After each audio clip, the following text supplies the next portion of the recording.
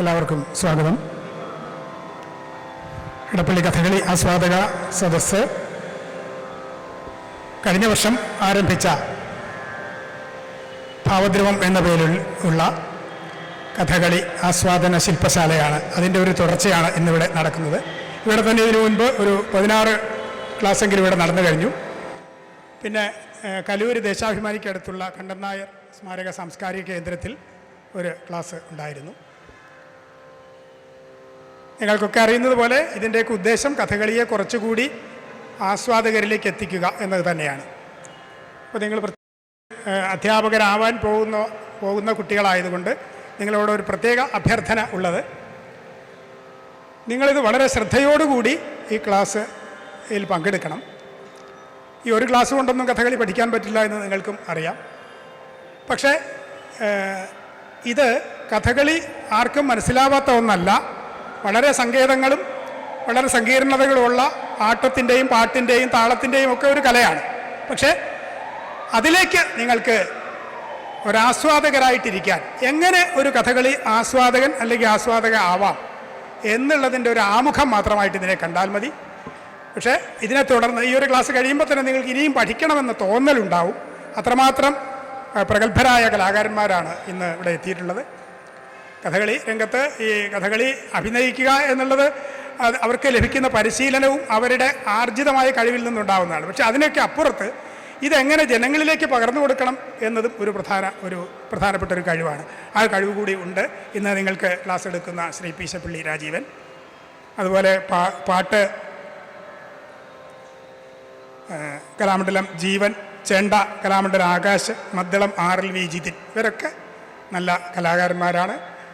അപ്പോൾ ഇവരെ പിന്തുടർന്നുകൊണ്ട് നിങ്ങൾ അദ്ദേഹത്തിൻ്റെ ക്ലാസ് ഓരോ നിമിഷവും ആസ്വദിച്ചുകൊണ്ട് മനസ്സിലാക്കാൻ ശ്രമിച്ചുകൊണ്ട് പങ്കെടുക്കുക. കൂടുതൽ കുട്ടികളെ ഈ ഇതിലേക്ക് കൊണ്ടുവരിക. ഇനിയും ക്ലാസ്സുകളുണ്ടാവും. ഒരു ക്ലാസ് കൊണ്ട് അവസാനിക്കില്ല. പിന്നെ തീരെ പറ്റാത്തവർക്ക് അദ്ദേഹം ഓൺലൈൻ ക്ലാസ്സുകളൊക്കെ എടുക്കുന്നുണ്ട്. പക്ഷേ കുറച്ച് നേരിട്ടുള്ള ക്ലാസ്സുകൾ കഴിഞ്ഞിട്ട് ഓൺലൈൻ ക്ലാസ്സിലേക്ക് പ്രവേശിക്കുന്നതാവും നല്ലത്. നിങ്ങളോട് പ്രത്യേകം പറയുന്നതിൻ്റെ കാരണം, നിങ്ങളിനി ഭാവിയിൽ പഠിപ്പിക്കാൻ പോകുന്ന കുട്ടികളെ കൂടി ഈ രംഗത്തേക്ക് കൊണ്ടുവരണം. കാരണം കലയുടെ പ്രസക്തി വളരെ വളരെ കൂടിക്കൊണ്ടിരിക്കുന്ന ഒരു കാലമാണ്. അപ്പോൾ കല ഒരു ലഹരിയായിട്ട് അവർക്ക് മാറിയാൽ ഏത് കലയും ആവാം.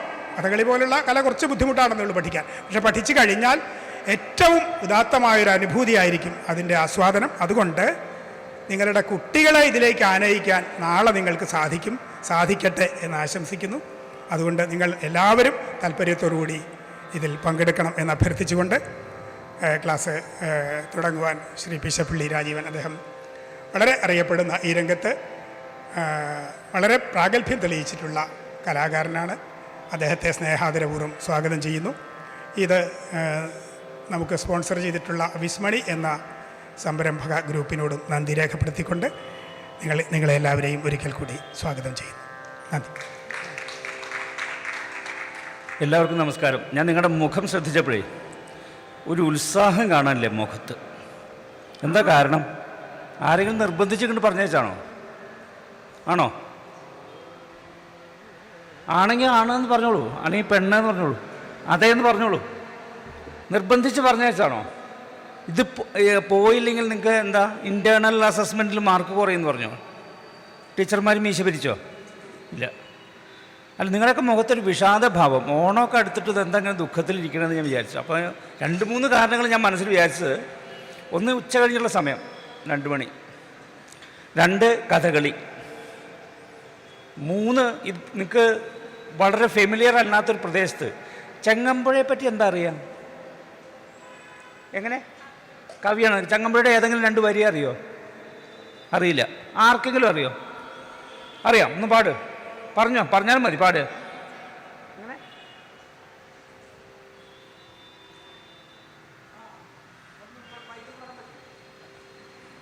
അവിടെ ഏതാവും പാടിയിട്ടുണ്ടാവുക? ഒന്ന് ഗസ് ചെയ്യൂ. അപ്പം നിങ്ങൾക്കൊക്കെ കാനന ചായ അല്ല കേട്ടോ, അത് ചായയാണ്. ശരി.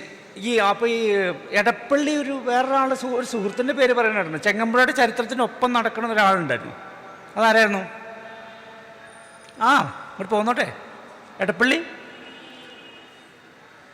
അല്ല, അതൊക്കെ അറിയണം. നമ്മളൊരു പ്രദേശത്തിൻ്റെ പ്രത്യേകതകൾ, അല്ലെ ആ പ്രദേശത്ത് ജീവിച്ച അദ്ദേഹത്തിൻ്റെ ആയുസ് നോക്കിക്കോളൂ.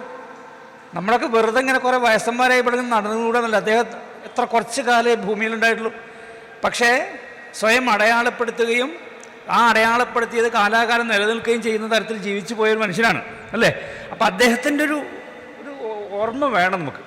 ഓരോ സ്ഥലത്ത് ചെല്ലുമ്പോഴും അങ്ങനെ ചില ഓർമ്മകൾ ഉണ്ടാവണം, നല്ലതാണ്. ചങ്ങമ്പുഴയും കഥകളിയും തമ്മിൽ എന്താ ബന്ധം അറിയില്ല. ചങ്ങമ്പുഴയും കഥകളിയായിട്ട് യാതൊരു ബന്ധവുമില്ല. ചങ്ങമ്പുഴയുടെ രമണൻ എന്നുള്ള കൃതി കഥകളിയായിട്ട് അവതരിപ്പിച്ചിട്ടുണ്ട്, അങ്ങനെ ഒരു ബന്ധം. പക്ഷേ അത് ചങ്ങമ്പുഴയ്ക്ക് അതിൽ യാതൊരു റോളും ഇല്ല. അദ്ദേഹം സ്വപ്നേബി വിചാരിച്ചിട്ടില്ല താൻ എഴുതിയ രമണൻ കഥകളി രൂപത്തിൽ അവതരിപ്പിക്കപ്പെടുന്ന അദ്ദേഹം വിചാരിച്ചിട്ടേ ഉണ്ടാവാൻ സാധ്യതയില്ല. ഏതായാലും നമ്മുടെ വിഷയം കഥകളിയാണ്. നിങ്ങളോട് എത്ര സമയം കൊണ്ട് ഇരിക്കേണ്ടി വരുന്ന പറഞ്ഞാണ്? എങ്ങനെ 6 മണി വരെയോ? അതിന് മുമ്പ് ഞാൻ പറഞ്ഞയച്ചോളാം. ബോറടി തോന്നുമ്പോൾ പറഞ്ഞാൽ മതി. കാരണം ഭാവിയിൽ നിങ്ങൾ ടീച്ചർമാരാവാണല്ലോ. TEACHER അല്ലേ? അങ്ങനെയല്ലേ? ഹൗ ടു സ്പെൽ ടീച്ചർ എന്ന് പറഞ്ഞാൽ അങ്ങനെയല്ലേ? TEACHER. TOUCHER ആയാലും എന്തായി? TOUCHER അങ്ങനെയാ? അങ്ങനെ പ്രൊനൗൺസ് ചെയ്യുക. TOUCH എന്താ? അപ്പം അതിൻ്റെ കൂടെ ഒരു ER കൂടി വന്നെന്തായി? ടച്ചർ അല്ലേ? Teacher, one who touches the heart of the people. വടി കൊണ്ടല്ല, ചൂരൽ കൊണ്ടല്ല, കുട്ടികളുടെ ഹൃദയത്തിൽ തൊടാൻ സാധിക്കുന്നവരാണ് ആരാവുക? നല്ല ടീച്ചേഴ്സാവുക.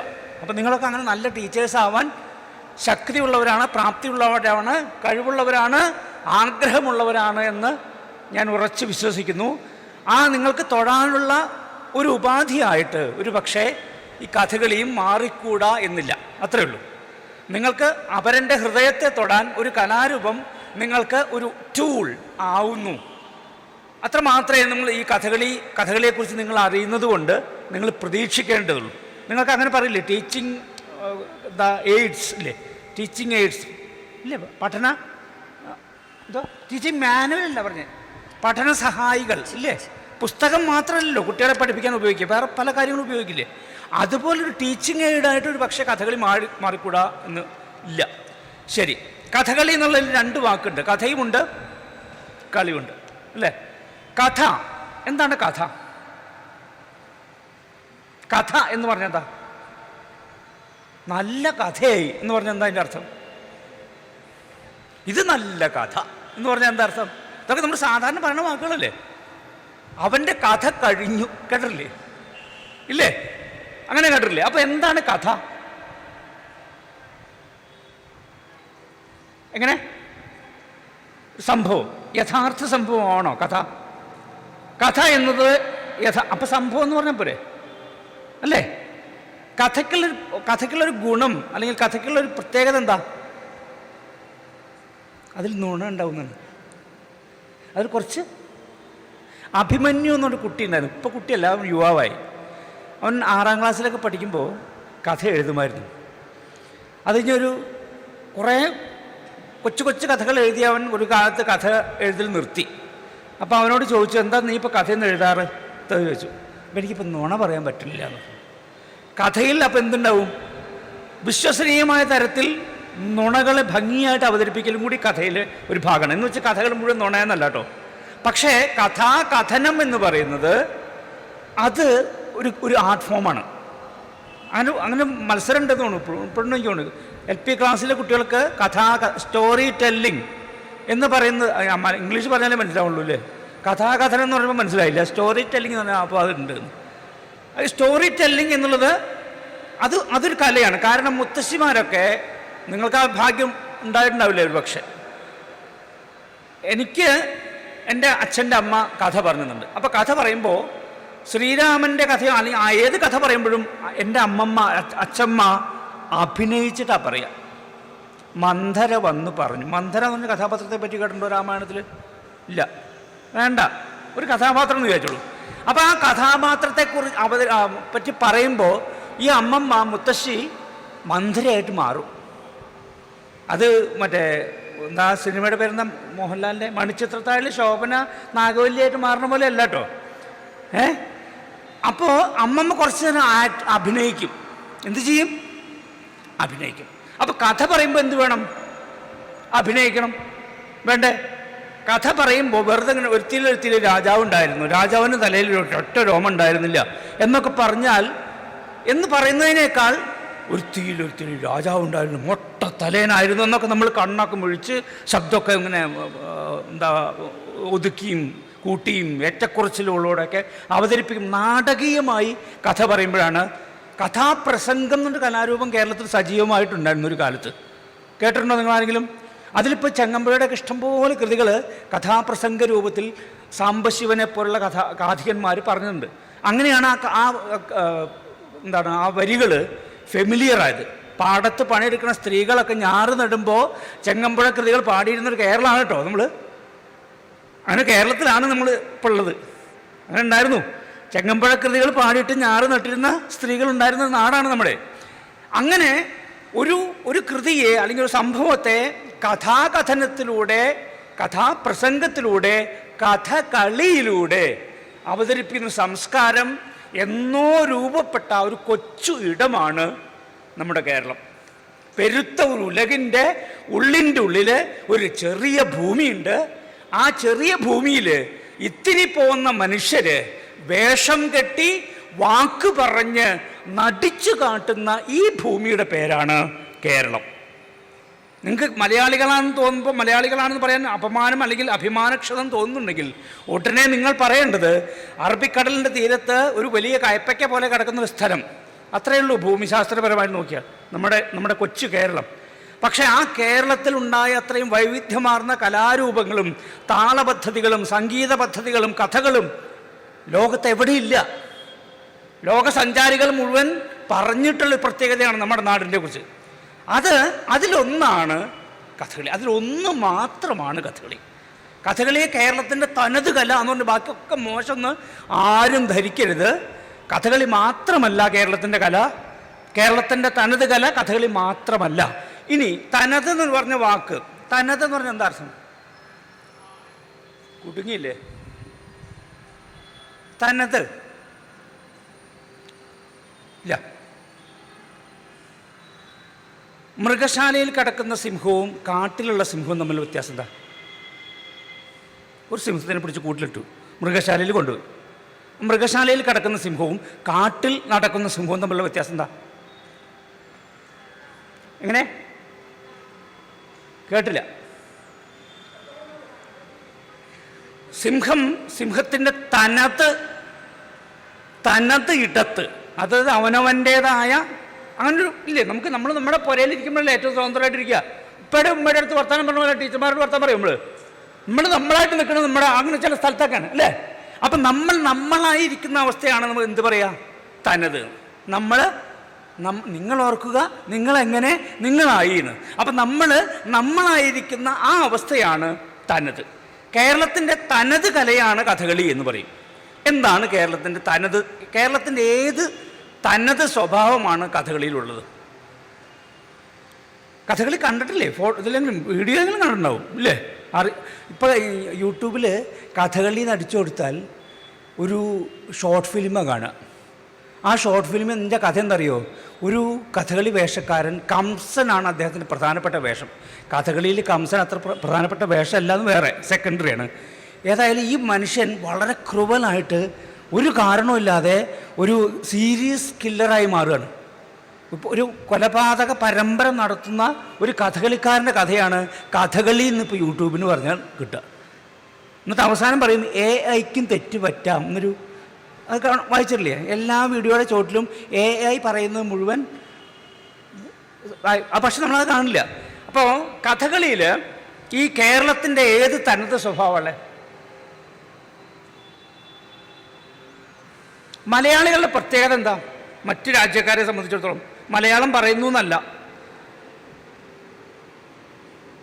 നമുക്ക് കൈകൊണ്ട് കാണിക്കാണ്ട് വർത്തമാനം പറയാൻ പറ്റുമോ? അതാണ് പ്രത്യേകത. അതാണ് നമ്മുടെ പ്രത്യേകത. കൈകൊണ്ട് കാണിക്കുമ്പോൾ, വായോണ്ട് പറയുമ്പോൾ എന്തിനാണ് ഈ കൈകൊണ്ട് കാണിക്കണേന്ന് നമ്മളോട് ചോദിക്കും. ഞാൻ ഇതേപോലെ തള്ളിൻ്റെ ഒരു ഉസ്താദായിരുന്നു കുട്ടിക്കാലം മുതൽ. തള്ള ബഡായി ഇങ്ങനെ അടിക്കുക. അപ്പം എന്നെ സ്കൂളിലെ ടീച്ചർമാർ പിന്നെ ബെഡായി എന്ന് മാത്രമല്ല ഒരന്തവും ഇല്ലാത്തതിനൊരു കുന്തമില്ലല്ലോ. പേടി എന്ന് പറഞ്ഞ സാധനമില്ല. ആരോടും എന്തും പറയും. അങ്ങനെ നല്ല സ്വഭാവമുള്ളതുകൊണ്ട് ഒരു മലയാളം ടീച്ചർ എന്നെ പ്രസംഗ മത്സരത്തിന് സെലക്ട് ചെയ്തു. ടീച്ചറാണ് പ്രസംഗം പഠിപ്പിക്കുന്നത്. അപ്പോൾ എനിക്ക് പ്രസംഗിക്കണമെങ്കിൽ അപ്പം കയ്യും കലാശവും കാണിക്കണം. ടീച്ചർ പ്രസംഗം കുറേ വിഷയങ്ങൾ പഠിപ്പിച്ചു. നിങ്ങൾക്ക് അറിയണ്ടാവും, കുറേ വിഷയങ്ങൾ ഒരേ പാറ്റേണിലുള്ള കുറേ സംഗതികൾ പഠിച്ചു നോക്കി. അപ്പോൾ ആ വാചകം നമുക്ക് എവിടെ വേണമെങ്കിൽ പ്രയോഗിക്കാം. പ്രസംഗ കല അങ്ങനെയാണ്. അപ്പോൾ ഞാൻ പ്രസംഗിക്കും, പക്ഷെ കയ്യും കലാശവും കാണിക്കാം. അപ്പോൾ ടീച്ചർ പറഞ്ഞിട്ടാ പ്രസംഗിക്കുമ്പോൾ നീ കയ്യും കലാശവും കാണിച്ചാൽ അത് ശരി, ടീച്ചർക്ക് ഇങ്ങനെ കാണിക്കാം, നമ്മൾ കയ്യും കലാശവും കാണിച്ചാൽ മാത്രമേ ഉള്ളൂ. ഒരുവിധം ഞാൻ പ്രസംഗമൊക്കെ പഠിച്ചു. കലോത്സവത്തിന് എസ്കോർട്ടിങ് ടീച്ചർ എന്ന് പറയും. നമുക്ക് എസ്കോർട്ടായിട്ട് വരുന്ന ടീച്ചർ നമുക്ക് ചായയും പരിപ്പോടെയും പയമ്പരിയൊക്കെ മേടിച്ചു തരും അല്ലേ. ഇത് ശരിക്കും നമുക്ക് എസ്കോർട്ട് വേണ്ടത് എപ്പോഴാണ്? സ്റ്റേജിൽ കയറുമ്പോഴല്ലേ. അവിടെ ടീച്ചർ വരില്ല. ലോട്ടെടുത്ത് നമ്മുടെ നമ്പർ ഇവിടെ കുത്തുമ്പോൾ ഇവിടെ ഇങ്ങനെ തുള്ളുണ്ട്.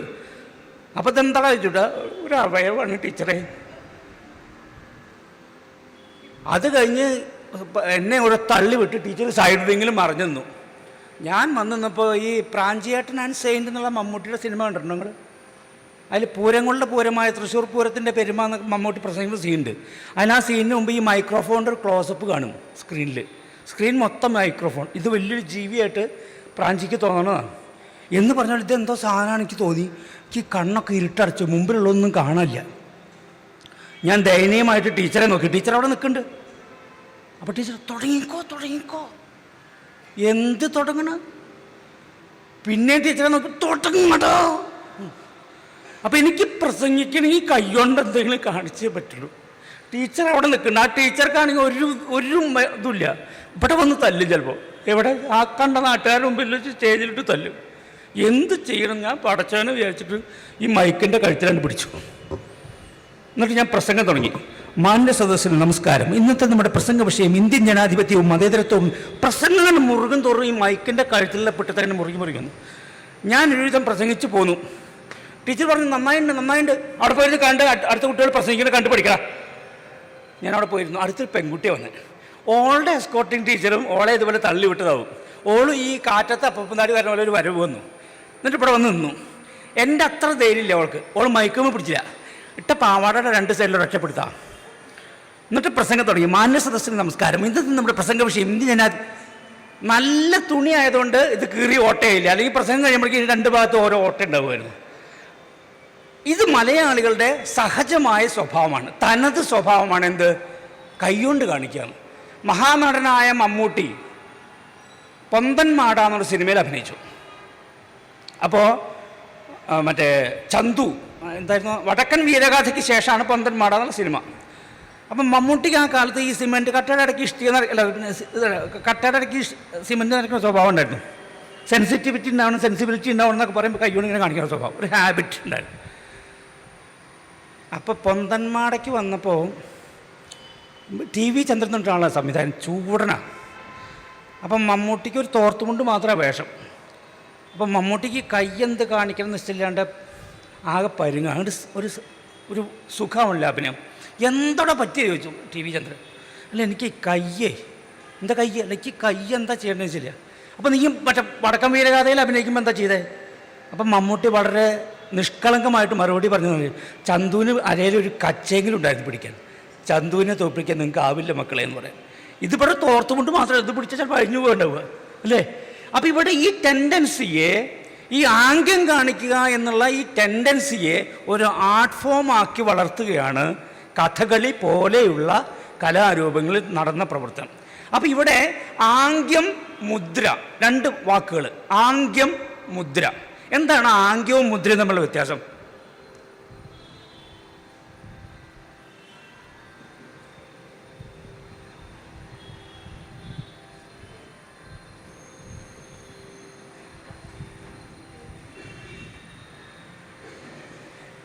ഇപ്പം എന്തുണ്ടായി? ഞാൻ ഓളെ എങ്ങനെ മാറിയിട്ട് ഇങ്ങനെയൊന്നും പോരുതിട്ടാ അല്ലേ. ഒരു പരിചയമില്ലാത്ത എങ്ങനെ പോവുക, അങ്ങനെ പോകരുത്. ഞാനിങ്ങനെ വിളിച്ചപ്പോൾ അവൾ ആദ്യമൊക്കെ ഒന്ന് പരിഗണിക്കില്ല, പിന്നെ ചക്കായി ഉപദ്രവിക്കൊന്നുമില്ല എന്നുള്ള ധൈര്യത്തിലാണ് തോന്നുന്നു. പാവം വന്നു ഇവിടെ വന്നപ്പോൾ ഞാൻ ഇങ്ങനെ കാണിച്ചു അല്ലേ. ആദ്യം അവൾ മൈക്കിൻ്റെ അടുത്ത് പ്രസംഗിക്കണമെന്ന് പോകണമെന്ന് തോന്നുന്നു. മൈക്കിൻ്റെ അടുത്തേക്ക് പോയി. പിന്നെ ഞാൻ മുദ്ര ഒന്നുകൂടി മാറ്റിയപ്പോൾ ആങ്കി ഒന്നുകൂടി മാറ്റിയപ്പോൾ അവൾ അവിടെ പോയിരുന്നു അല്ലേ. ഇവിടെ ഈ ആംഗ്യം ശരാശരി നമുക്കൊക്കെ എല്ലാവർക്കും മനസ്സിലായി അല്ലേ? എല്ലാവർക്കും മനസ്സിലായി. ഇത് പക്ഷെ കഥകളിക്കാരൻ്റെ കയ്യിൽ കിട്ടുമ്പോൾ ഈ ആംഗ്യത്തെ അവൻ മുദ്രയാക്കാണ്. അപ്പോൾ അപ്പോഴേക്കും ക്യാമറമാനോ തരുമോ ഇവിടേക്ക് അല്ല വന്ന് നിൽക്കുക, ഞാൻ കാര്യങ്ങൾ ഉപദ്രവിക്കുന്നില്ല, അവിടെ നിന്നോട്ടോ. ഇപ്പോൾ ഈ കഥകളിയിൽ ഇവളെ എൻ്റെ ഒരു കോ ആക്ട്രസ് ആണെന്ന് വിചാരിക്കാം. അപ്പോൾ ഇവളെ ഞാൻ വിളിക്കുകയാണ്. സാധാരണ ജീവിതത്തിൽ ഞാൻ ഇങ്ങനെ വിളിക്കുന്നത്, കഥകളിയിൽ വിളിക്കുക എങ്ങനെ അറിയോ? കഥകളിയിൽ വിളിക്കുമ്പോൾ ആദ്യം അവളെ ഒന്ന് നോക്കി, അവളെ നോക്കുമ്പോൾ അവളുടെ മുഖത്തല്ല നോക്കുക, ഇങ്ങനെ നോക്കുക. കോങ്കണ്ണുള്ളതുകൊണ്ടല്ല, ഇത് ഈ നോട്ടം ഞങ്ങൾ തമ്മിൽ നോക്കാൻ വേണ്ടിയിട്ടുള്ളതല്ല, ഇത് പ്രേക്ഷകർക്ക് വേണ്ടിയിട്ടായി നോക്കുന്നത്. പ്രേക്ഷകർക്ക് വേണ്ടി നോക്കുമ്പോൾ ഈ ഡയഗണലായിട്ട് ഇവളുടെ മുഖത്തേക്കല്ല നോക്കുക, ഇവളുടെ മുഖത്തേക്ക് എന്നുള്ള ഭാവന അങ്ങോട്ട് നോക്കും. എന്നിട്ട് അവളുടെ മുഖത്തേക്ക് ചിരിച്ചു, എന്നിട്ട് അവളെ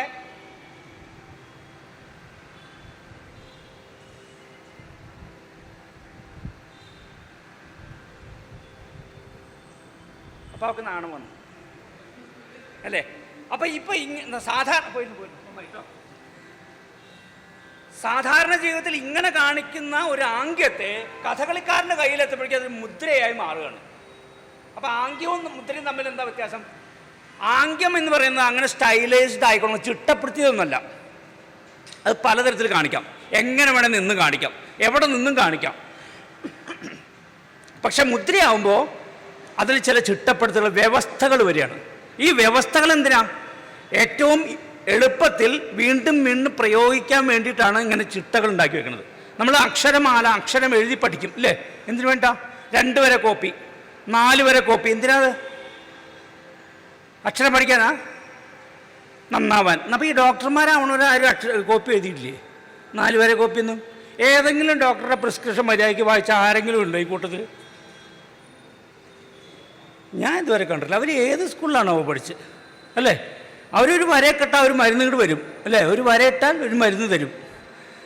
അത് വേറെ.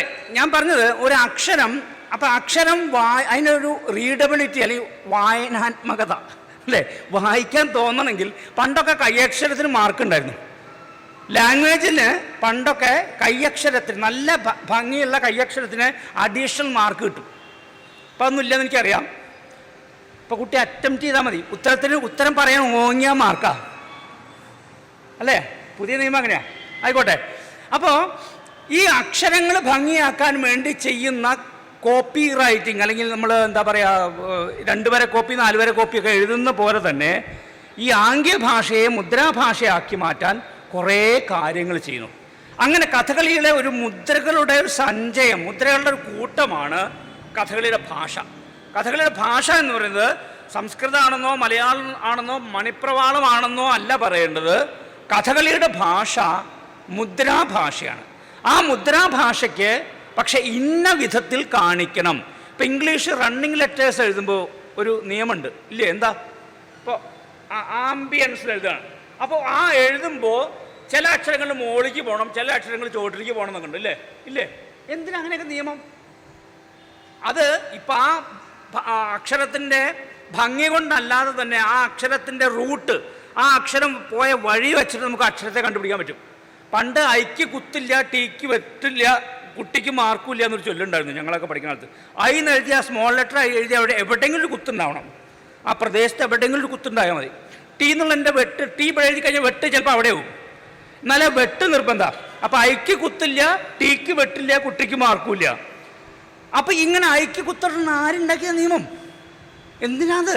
അത് സ്മോൾ ലെറ്റർ ഐക്ക് വേണ്ടി മാത്രമേ വേണ്ടൂ. ഇങ്ങനെ ഭാഷാശാസ്ത്രത്തിൽ അക്ഷരങ്ങളെ എഴുതുമ്പോൾ അതിന് ചില നിയമങ്ങൾ വരുത്തിയത് അതിൻ്റെ എളുപ്പത്തിലുള്ള ലളിതമായ അല്ലെങ്കിൽ സുതാര്യമായ വളരെ ട്രാൻസ്പെറൻ്റ് ആയിട്ടുള്ള വായനയ്ക്ക് വേണ്ടിയിട്ടാണ്. അത് തന്നെയാണ് കഥകളിയിലെ മുദ്രാഭാഷയിൽ. പക്ഷേ ഇപ്പോൾ ഞാനൊരു മുദ്ര കാണിക്കാം, സത്യസന്ധമായിട്ട് നിങ്ങൾ പറയണം മനസ്സിലായോ ഇല്ലയോ?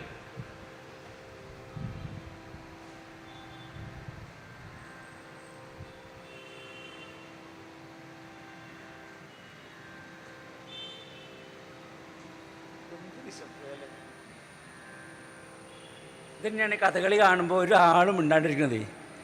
നാടകമൊക്കെ കാണുമ്പോൾ ചിലപ്പോൾ ആൾക്കാർ ചിരിക്കുകയോ കരയോ കയ്യടിക്കുകയോ കൂക്കുകയോ ഒക്കെ ചെയ്യും. കഥകളി കണ്ടിട്ട് ആരും ഇതുവരെ കരയണതും ചിരിക്കണതും കൈയടിക്കുന്നത് പോലും കണ്ടിട്ടില്ല. കാരണം ഇത് എന്താ അവിടെ നടക്കണേന്ന് മനസ്സിലായല്ലേ നമുക്ക് അല്ലേ? ഇതിപ്പോൾ നിങ്ങളുടെ കുറ്റല്ല, ഈ ചങ്ങായി എന്തോ കാണിച്ചു, ഇത് കണ്ട ഒന്നും മനസ്സിലാവില്ല. അത് നിങ്ങളുടെ തെറ്റാണോ? നമുക്കറിയാത്ത അനവധി കാര്യങ്ങളുണ്ട് ലോകത്തിൽ, അതിലൊന്നാണ് ഇതും. ഇനി ഒരു നിയമം പറഞ്ഞു തരാണ് ഞാൻ. കഥകളിയിൽ മുദ്രയുണ്ടാവുന്നത് ഒരു വസ്തുവിൻ്റെ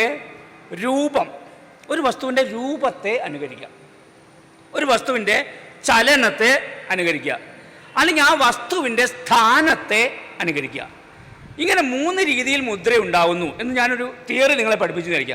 കഥകളിയിൽ മുദ്ര ഉണ്ടാവുന്നത് വസ്തുവിൻ്റെ രൂപം, ചലനം, സ്ഥാനം എന്നിവയെ അടിസ്ഥാനമാക്കിയാണ് എന്ന് നിങ്ങൾ ബൈഹാർട്ടാക്കി എന്ന് വിചാരിക്കും. ഞാനൊക്കെ അങ്ങനെയാണ്, എന്ത് കേട്ടാലും അത് ബൈഹാർട്ടാക്കും. അതിൻ്റെ അർത്ഥം എന്ന് പറഞ്ഞിട്ടല്ല. കഥകളിയിൽ മുദ്രയുണ്ടായത് വസ്തുവിൻ്റെ രൂപം, ചലനം, സ്ഥാനം എന്നിവയെ അടിസ്ഥാനമാക്കിയാണ് കഥകളിയിൽ മുദ്രയുണ്ടായത്. ഇറാത്തോസ്തനീസ് എന്ന് പറഞ്ഞൊരു ശാസ്ത്രജ്ഞൻ്റെ പേര് എനിക്ക് എത്രയായാലും ഓർമ്മ വരുന്നില്ല. എന്ത് കണ്ടുപിടിച്ചായിട്ട് ഒരു ചുറ്റളവ്, വലിയ കാര്യമില്ല മനുഷ്യൻ, ഭൂമിയുടെ ചുറ്റളവറ്റ കണ്ടുപിടിച്ച മനുഷ്യനാണ്. ഭൂമിശാസ്ത്രത്തിൽ ഈ ചങ്ങാതിയുടെ പേര് മാത്രം എൻ്റെ മനസ്സിൽ നിൽക്കില്ല. കുട്ടിരാമെന്നോ കുഞ്ഞിരാമെന്നോ എഴുതിയാൽ മാർക്ക് കിട്ടില്ലല്ലോ. അപ്പം ഞാൻ ഇത് ചോദ്യം വരുന്ന ഉറപ്പാ. ഞാൻ പേനുകൊണ്ട് എൻ്റെ കൈവെള്ളയിൽ ഇറാത്തോസ്തനിസ് എന്നെഴുതി. അതോടെ ഈ പേര് എൻ്റെ മസ്തിഷ്കത്തിൽ ഫീഡ് ചെയ്യപ്പെട്ടു. വല്ല കാര്യം ഉണ്ടായിരുന്നു? ഈ ഒരു ഒരസൽ നമ്മളെ മണലിൽ എഴുതിക്കുന്നു. ഈ ഒരസൽ, ഈ വിരലിൻ്റെ ഈ മണലിലുള്ള ഘർഷണം നമ്മുടെ മസ്തിഷ്കത്തിൽ അടയാളപ്പെടുത്തുകയും അതവിടെ സേവ് ചെയ്യപ്പെടുകയും ചെയ്യും. അങ്ങനെയാണ് അക്ഷരങ്ങൾ. ഈ സ്പർശം പ്രധാനമാണ്, ഈ തൊഴിൽ. അതുകൊണ്ടാണ് ഇപ്പോഴത്തെ കുട്ടികൾക്ക് ഇത് മാത്രമേ വശമുള്ളൂ. പിന്നെ അവർ പുതിയ വാക്കുകളൊക്കെ GM എന്ന് പറഞ്ഞാൽ ഗുഡ് മോർണിംഗ് ആണല്ലേ, MM ഞാൻ വിചാരിച്ചു, ഞാൻ തെറ്റിദ്ധരിച്ചു.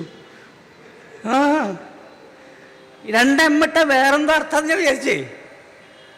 അങ്ങനെ പുതിയ ഭാഷ വന്നിട്ടുണ്ട്, ആയിക്കോട്ടെ.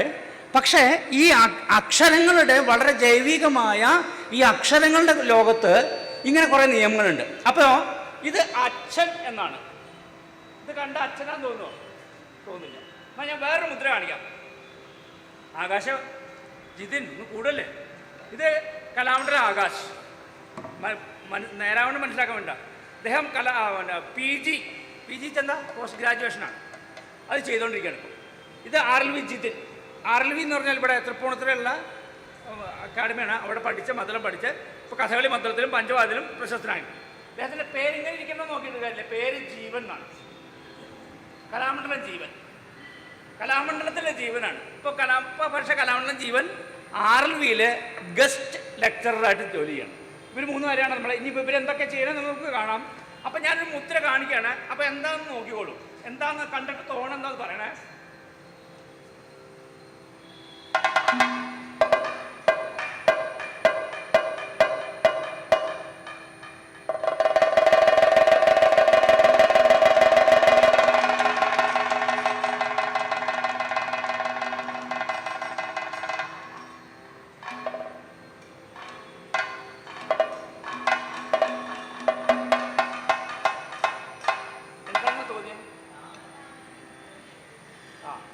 താമര വിരിയ എന്ന് പറഞ്ഞാൽ പേടിക്കൊന്നും വേണ്ട, പൊളിറ്റിക്കൽ പൂവൊന്നുമല്ല അത്. അതൊരു പൂവ്. ചിലർക്ക് താമര വിരിയ എന്ന് പറഞ്ഞാൽ അർത്ഥമൊക്കെ മാറുമോ? അങ്ങനെ പറയാതിരിക്കണ്ട. ഇത് താമരയാന്ന് തോന്നാൻ കാരണം എന്താ? പൂവിൻ്റെ ആകൃതി അല്ലേ? ഇനി വേറൊരു മുദ്ര.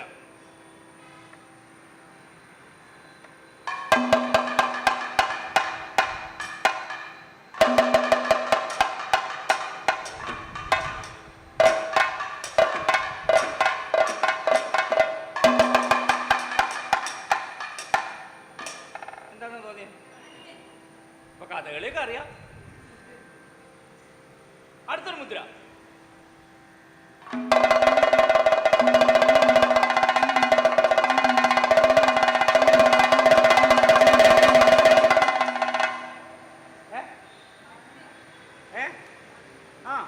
ഇവിടെ എന്താ പറഞ്ഞ? അതന്നെ ബട്ടർഫ്ലൈ, ചിത്രശലഭെന്നോ വണ്ടെന്നോ. ഇത് ഈ 3 മുദ്രയും നിങ്ങൾക്ക് മനസ്സിലായി. അപ്പൊ കഥകളി കണ്ട ഒന്നും മനസ്സിലാവാതിരിക്കുകയെന്ന് ഉറപ്പായി. ചിലതൊക്കെ മനസ്സിലാവും, ചിലത് മനസ്സിലാവാൻ കാരണം എന്താ?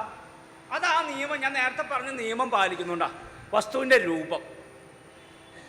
താമര എന്നുള്ള വസ്തുവിൻ്റെ ചിത്രം നമുക്കറിയാം അല്ലേ? താമരയുടെ ചിത്രം. ഈ ചിത്രം കാണുന്ന അത്ര ഭംഗിയൊന്നുമില്ല താമരപ്പൂവിന് എന്നുള്ളതാണ് എൻ്റെ ഒരു അനുഭവം, എൻ്റെ ഒരു അഭിപ്രായം. ഏതായാലും അതൊക്കെ ആയിക്കോട്ടെ. ഇത് അപ്പം ആ ചിത്രവുമായി സാദൃശ്യമുണ്ട് ഈ കൈവിരലുകളുടെ സ്ഥാനത്തിന്. അപ്പോൾ ഒരു വസ്തുവിൻ്റെ രൂപം. പിന്നെ ഞാൻ കാണിച്ചെന്താ, ഇത് ഇവിടെ കാണിച്ചുകൊണ്ടാണ് നിങ്ങൾക്ക് മനസ്സിലായി അല്ലേ? ഞാനിത് ഇവിടെ എവിടെയെങ്കിലും വരയ്ക്കുകയാണെങ്കിലോ ഭസ്മം കുറിയിടാന്ന് നിങ്ങൾക്ക് തോന്നുള്ളൂ അല്ലേ?